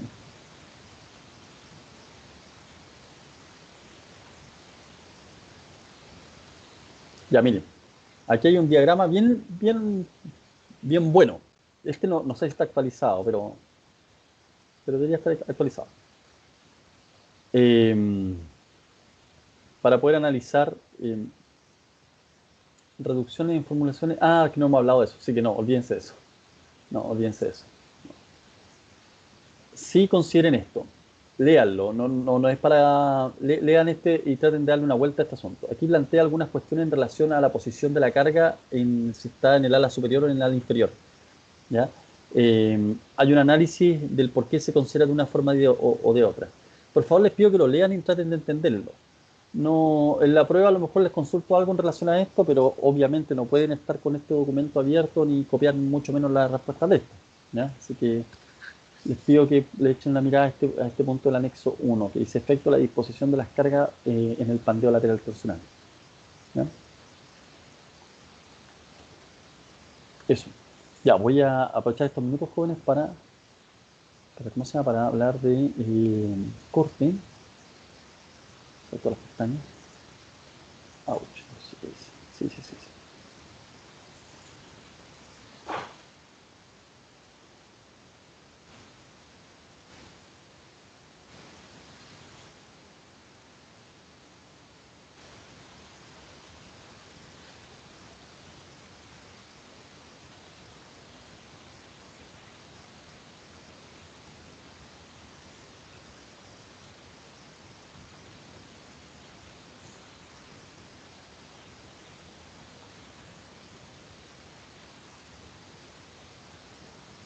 Ya. Están observando acá la imagen, ¿no?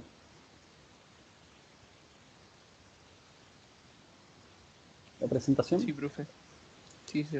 Ya. Solamente se los voy a enunciar, jóvenes, y les voy a enunciar alguna fórmula y después se las voy a dejar en una cápsula porque corte, a lo mejor podemos, si es que tenemos una clase adicional después de la prueba, no tengo problema, y aun cuando no entre para la prueba. Corte no va a entrar para la prueba, ¿ya? Pero podríamos eventualmente tener una clase adicional para poder pasarle esta materia con mayor profundidad o dejarle una cápsula como ustedes prefieran. Aquí estoy mostrándoles algunas imágenes. Ahí están las direcciones para que puedan conocer los documentos de cuáles salieron. Y lo interesante de estas imágenes, que naturalmente se observan rápidamente, es que la falla por corte, la falla de un elemento en corte pudiera ser debido a que ¿cómo interpretan ustedes que un elemento, que una placa puede fallar por corte? ¿Qué es lo que significa que falle por corte?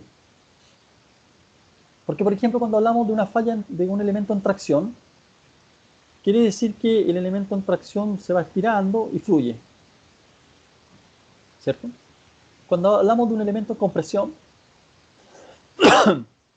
decimos, este elemento puede fallar por pandearse, ¿cierto? En el caso de una placa que está con una carga X, si esta placa no falla por flexión, puede tener una falla por corte. ¿Y qué significa eso? Significa que la zona que está afecta a esa carga de corte puede experimentar una falla asociada a la fluencia, puede empezar a fluir. Y ustedes ya saben que ese empezar a fluir no es exactamente FI. Ya lo conversamos. Ese empezar a fluir es aproximadamente un 60% de FI. Entonces, si esa zona alcanza un porcentaje de esa envergadura de FI, entonces la zona va a empezar a fluir por corte. Por corte. Es decir, si la carga de corte, 5 toneladas de corte, ustedes lo saben calcular, hemos calculado eso de análisis estructural, determinar cuánto es la carga de corte. 5 toneladas, por ejemplo. Entonces yo quiero saber cuánto es la resistencia de ese elemento a esa falla por fluencia. Entonces va a ser 0,6 FI por el área del elemento que está resistiendo el corte, por el área de la sección que está resistiendo el corte. ¿Están de acuerdo con eso, cierto?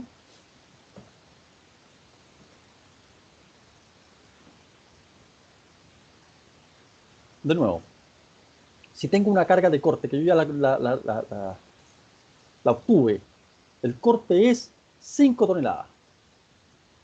Y tengo un elemento que está oponiéndose a esa carga, está resistiendo esa carga. Entonces, ¿cuál va a ser la resistencia nominal de ese elemento al corte, a esa falla de corte? Va a ser igual a 0,6 Fi, porque esa sería la falla por fluencia. Sabemos de que la falla por fluencia del corte es un 60% de Fi aproximadamente. Eso lo obtuvimos por von Mises. No lo vimos nosotros, yo se los comenté y les dije, bueno, echen una mirada a eso. Pero por von Mises nos encontramos que la falla del corte de un elemento acero es más o menos 0,577, algo así. El 60%. Entonces, por eso usamos, para la resistencia nominal de los elementos que trabajan al corte, usamos 0,6 Fi. Ah, pero multiplicado por qué cosa? Por la sección resistente a ese elemento en corte. Y eso es, entonces sería 0,6 Fi por el área del elemento en corte. El área de la sección en corte. Pero pasa lo siguiente.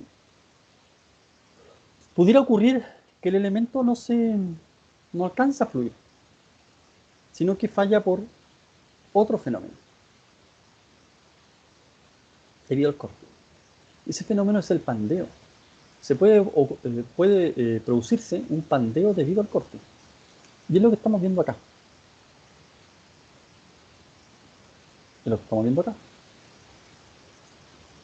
Es lo que estamos viendo acá. Notan de que bueno, yo creo que es evidente, pero noten de que el alma de esta viga está con esa guatita. Se ha ido pandeando el alma de esa viga. Entonces, chuta, es otro mecanismo de falla que está asociado al corte de esa que está presente en esa viga.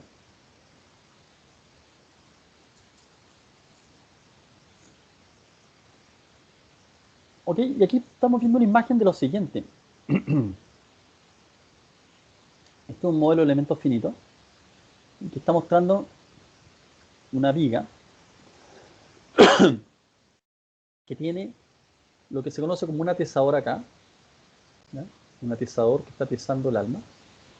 Acá tiene otro, pero que es más cortito, está para el otro lado, que también está atezando el alma. Y acá no hay nada. Entonces se observa que en esta zona que es más larga que esta otra de acá, o mide lo mismo, pero esta tiene un atezador. Un atezador es un elemento que está como en una placa que está impidiendo que el alma se pandee, en pocas palabras. Entonces, en esta zona se produce un diagrama de tensión, en el lado izquierdo, y acá al lado derecho también, que mirando las imágenes tiene cierto nivel de envergadura, y comparándolo con esta ¿cómo llamarlo? Se me olvidó el nombre, pero esta segmentación de colores, puedo observar acá está el cero, que hay elementos que están en compresión y en tracción, ¿ya? Pero lo más relevante es que hay una zona que se escapó completamente y estábamos por acá arriba, que es la zona de acá. Entonces, ¿cuál pudiera ser la explicación ante los mismos niveles de carga, o al mejor dicho, ante el mismo nivel de corte?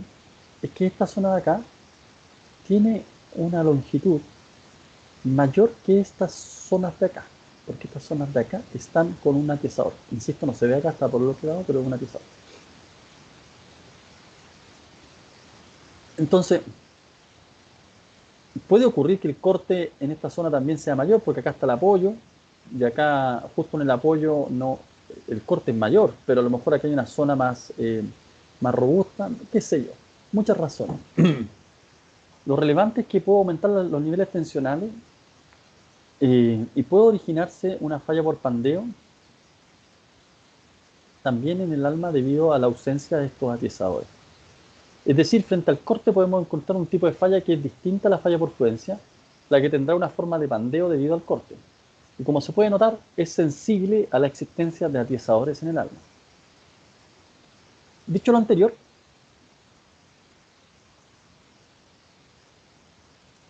esto es nuestra condición de diseño.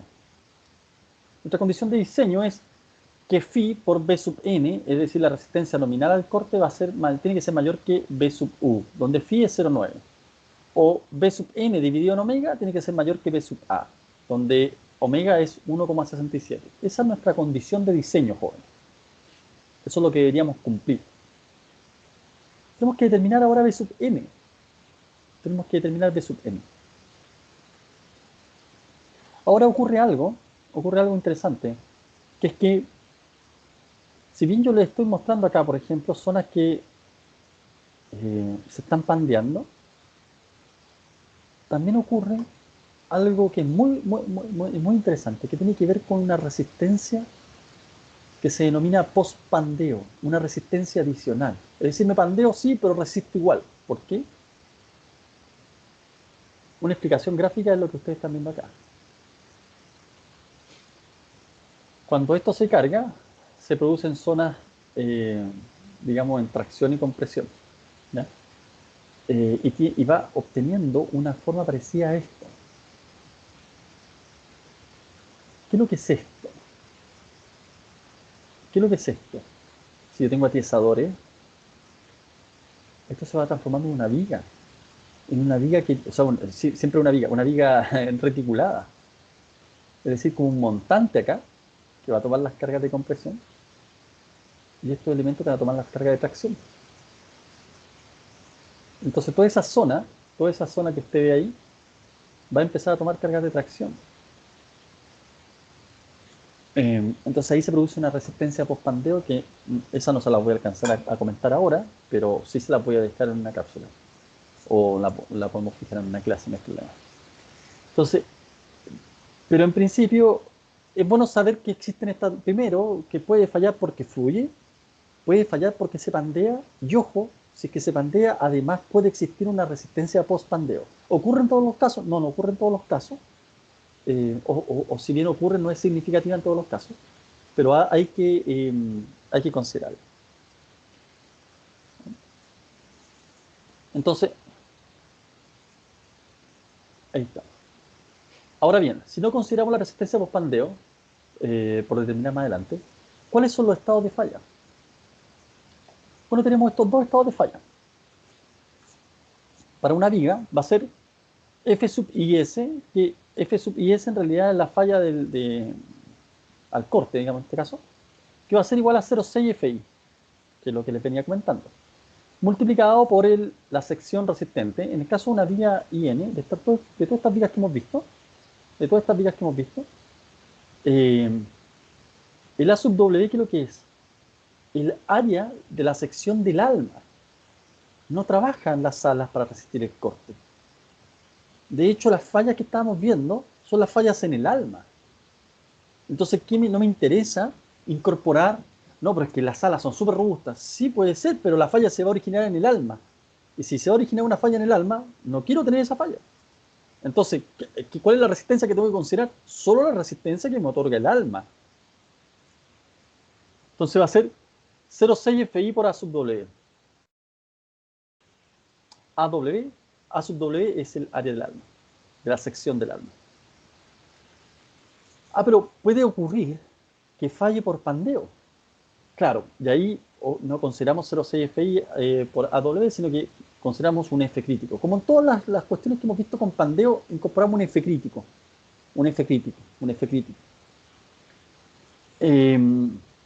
Multiplicado por el área del alma nuevamente, el área de la sección del alma. Entonces tenemos esos dos estados de falla, por fluencia y por pandeo. Si tenemos esos dos estados de falla, ojo, que aquí no estamos analizando elementos que estén zonas apernadas, donde hay perforaciones menos, porque ahí entra a jugar otro estado de falla, que es la rotura. Pero eso se analiza similar a como lo analizábamos en tracción, ¿ya? Ahí la falla de fluencia está asociada a un elemento viga, en este caso, que puede fallar su alma. Y el alma es una placa. Entonces, puedo tener la falla por fluencia por corte, o pandeo por corte. Pero también pudiera yo... Aquí está. Si quisiéramos considerar en una sola expresión ambos estados de falla, lo podemos hacer. Tendríamos que encontrar un parámetro ad hoc. Y ese parámetro ad hoc es este factor C sub B. Es una sutileza, pero de repente es más cómodo. ¿Por qué? Porque así nos permite definir una pura expresión para la falla por corte, o una pura resistencia nominal al corte, donde ese C sub B va a ser igual al F crítico partido por 0,6 FI. Entonces, voy a tomar en consideración ambas expresiones con esta pura incorporación. La resistencia nominal va a ser igual a 0,6 FI por AW, es decir, igual a esto acá, multiplicado por el F crítico dividido por 0,6 FI. Entonces, ahí estoy considerando ambas expresiones. Previamente calculé C sub B. Y C sub B lo calculo con el F crítico. Yo FI lo sé. Así que no hay mucho, ahí no estoy, ¿cómo se llama? No me puedo detener en eso. No me puedo detener en una expresión tan sencilla como decir 0,6 FI por AW. Ahí no está, como se dice, no estoy ganando plata en eso. No es lo relevante. Lo relevante es que se pueda pandear. Porque lo otro ya lo sé calcular. Entonces, si se pandea, tengo que calcularle un F crítico. Entonces, ¿dónde tengo que depositar todas mis miradas? Es en el F crítico, en la determinación de ese F crítico. Y ese F crítico se determina de este modo, que ustedes están viendo acá.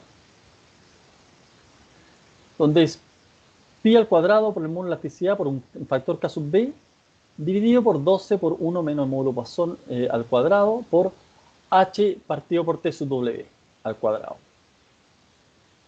¿Ok? Esa es la expresión del F crítico. Esa es la expresión del F crítico. Y el K sub B acá, jóvenes, va a depender de algunas consideraciones.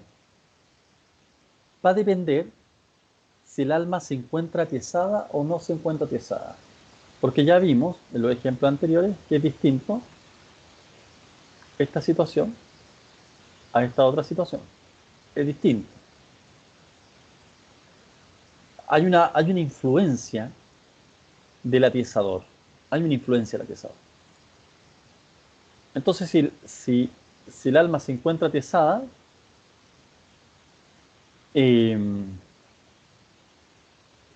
voy a tener esta expresión de acá.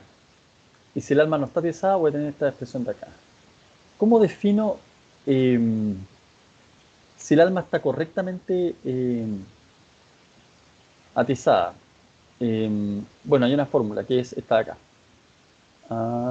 Que es, denme un segundito que estoy buscando acá la gráfica del H y el TW.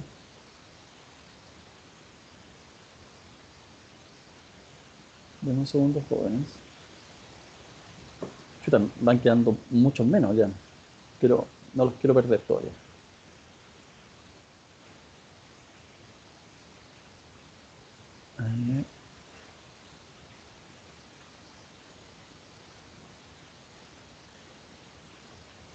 Estoy buscando dónde está la definición de la que es la distancia entre los atiesadores, pero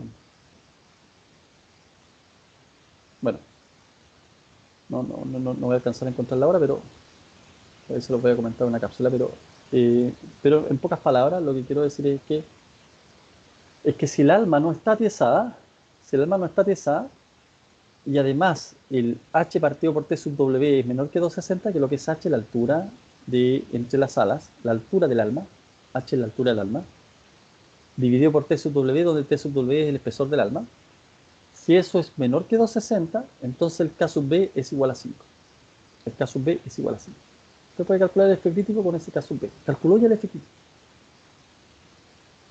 Si las almas, por el contrario, se encuentran atiesadas, entonces usted va a tener que K sub B, fíjese, el K sub B va a ser mayor.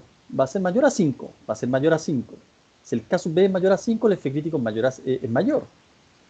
Y es consistente con este concepto. Si las almas están atizadas, el F crítico debería ser mayor. Debería ser mayor. Entonces, voy a tener que es 5, al menos 5, más 5 dividido por A partido por H al cuadrado. Que es lo que es A, es la distancia entre los atiesadores. Eso es A. Pensaba que tenía una gráfica de eso, pero A es la distancia entre los atiesadores. A es la distancia entre los atiesadores.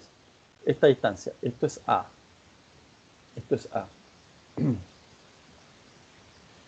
Entonces, todo eso al cuadrado, eso va a ser la fórmula para las almas atiesadas. Esta es la fórmula para las almas atiesadas. Sin embargo, KB va a ser igual a 5 si es que A partido por H es mayor que 3.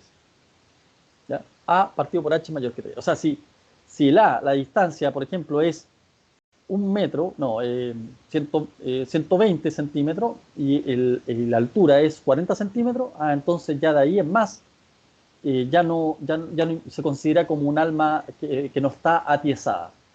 Se consideraría que el alma no está atiesada si es que, la relación entre la distancia, la separación entre los atiesadores con la altura del alma, si eso es mayor que 3, entonces se considera que el alma no está atiesada. Y si se considera que el alma no está atiesada, entonces el caso B es igual a 5. Con eso yo determino el F crítico, joven. ¿Ya? Ahora, también puedo obtenerlo de este modo, miren. Si tengo almas de vigas laminadas doble T, donde el H partido por T sub W es menor que esto, el estado límite va a ser la fluencia por corte. Aquí no tengo que hablar de F crítico. Si este es el caso para almas de vigas laminadas doble T, donde se cumple esto de acá, entonces el estado límite es fluencia por corte. ¿Qué significa eso? Que el C sub B es igual a 1. ¿Por qué? Porque recuerden acá, C sub B, si esto es igual a 1, voy a tener entonces, multiplico acá por 1, 0,6 FI por AW. Es decir, voy a tener solamente la falla por fluencia, no voy a tener la falla por pandeo. ¿Ok? En ese caso, no requiero usar los phi que les había indicado antes. Puedo usar estos otros phi. Phi de 1 para el RFD y un omega de 1.5 para ASD. Aquí teníamos 0,9 y acá teníamos 1,67. Si es el caso,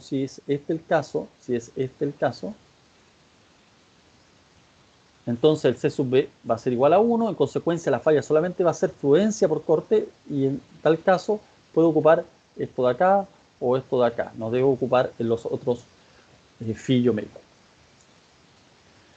Pero si se trata de almas de otro tipo de vigas, tengo otra definición, otras cotas, otros límites. Nuevamente, si el H partido por TW ya no es lo que estaba acá, sino que es esto de acá, es menor que 1.1 por la raíz de K sub B ya lo sabemos calcular, por E partido por FI, entonces en ese caso va a ser C sub B igual a 1, que significa que la falla es fluencia por corte. Si se encuentra entre estos dos casos, ya no es fluencia por corte, ya es pandeo. Porque el C sub B es distinto de 1. Y nuevamente, calculando el C sub B, yo puedo obtener esta expresión de mi resistencia nominal al corte.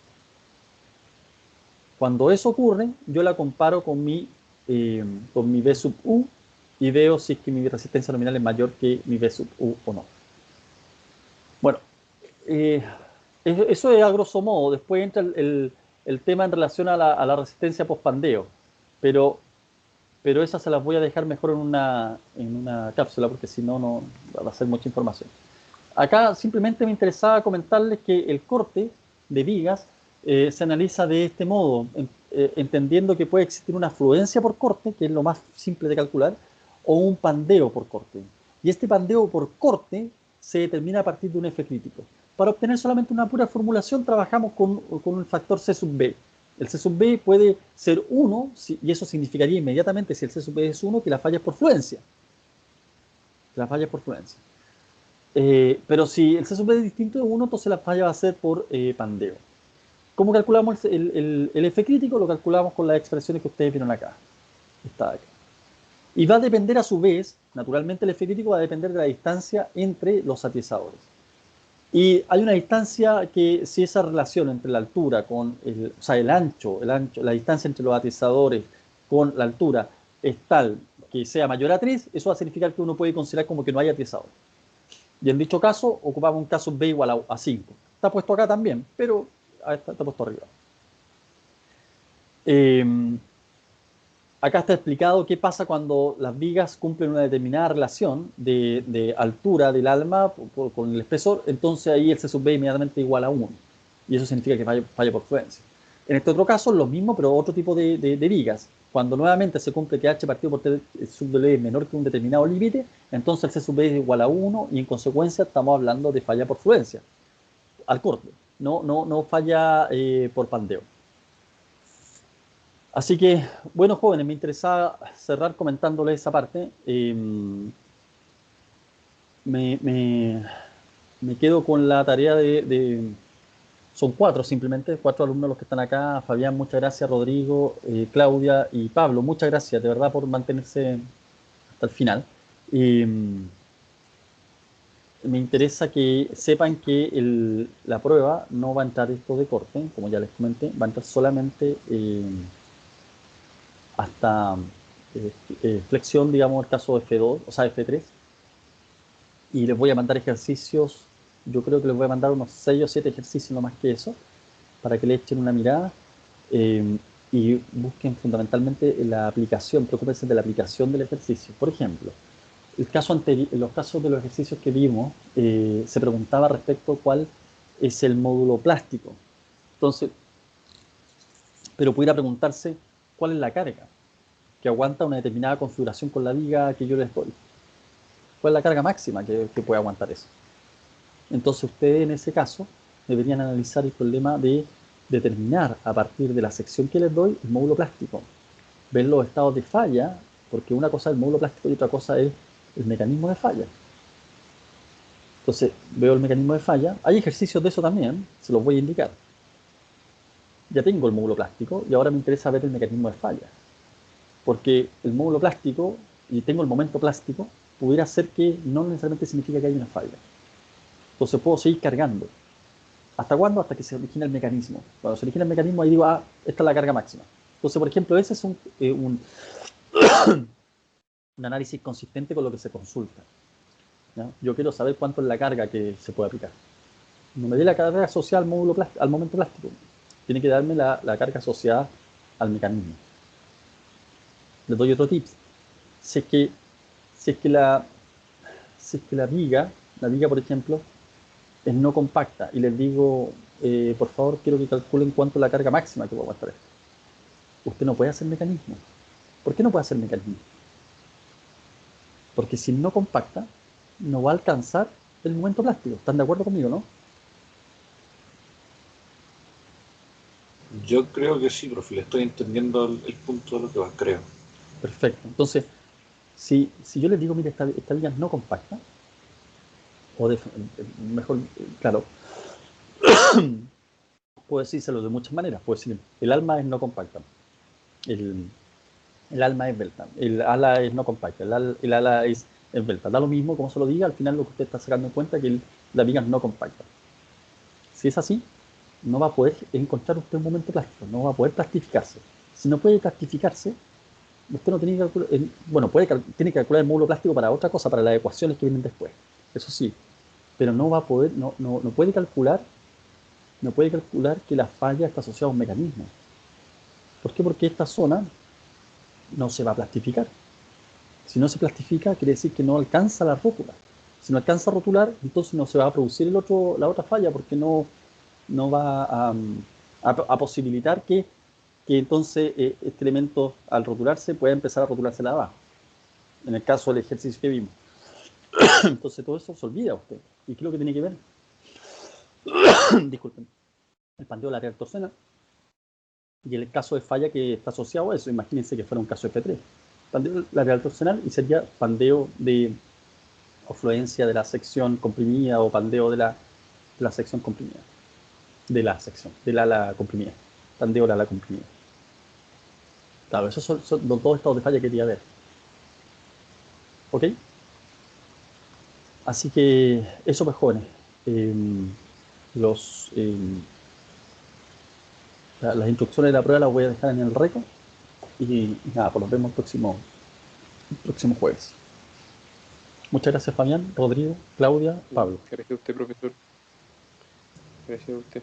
Chao, profe, cuídese. Estamos viendo. Gracias, Profesor, profe. ¿cuándo va a subir el documento que dijo? Se nos fue. Chuta, sí. Justo. Dijo que le va a subir a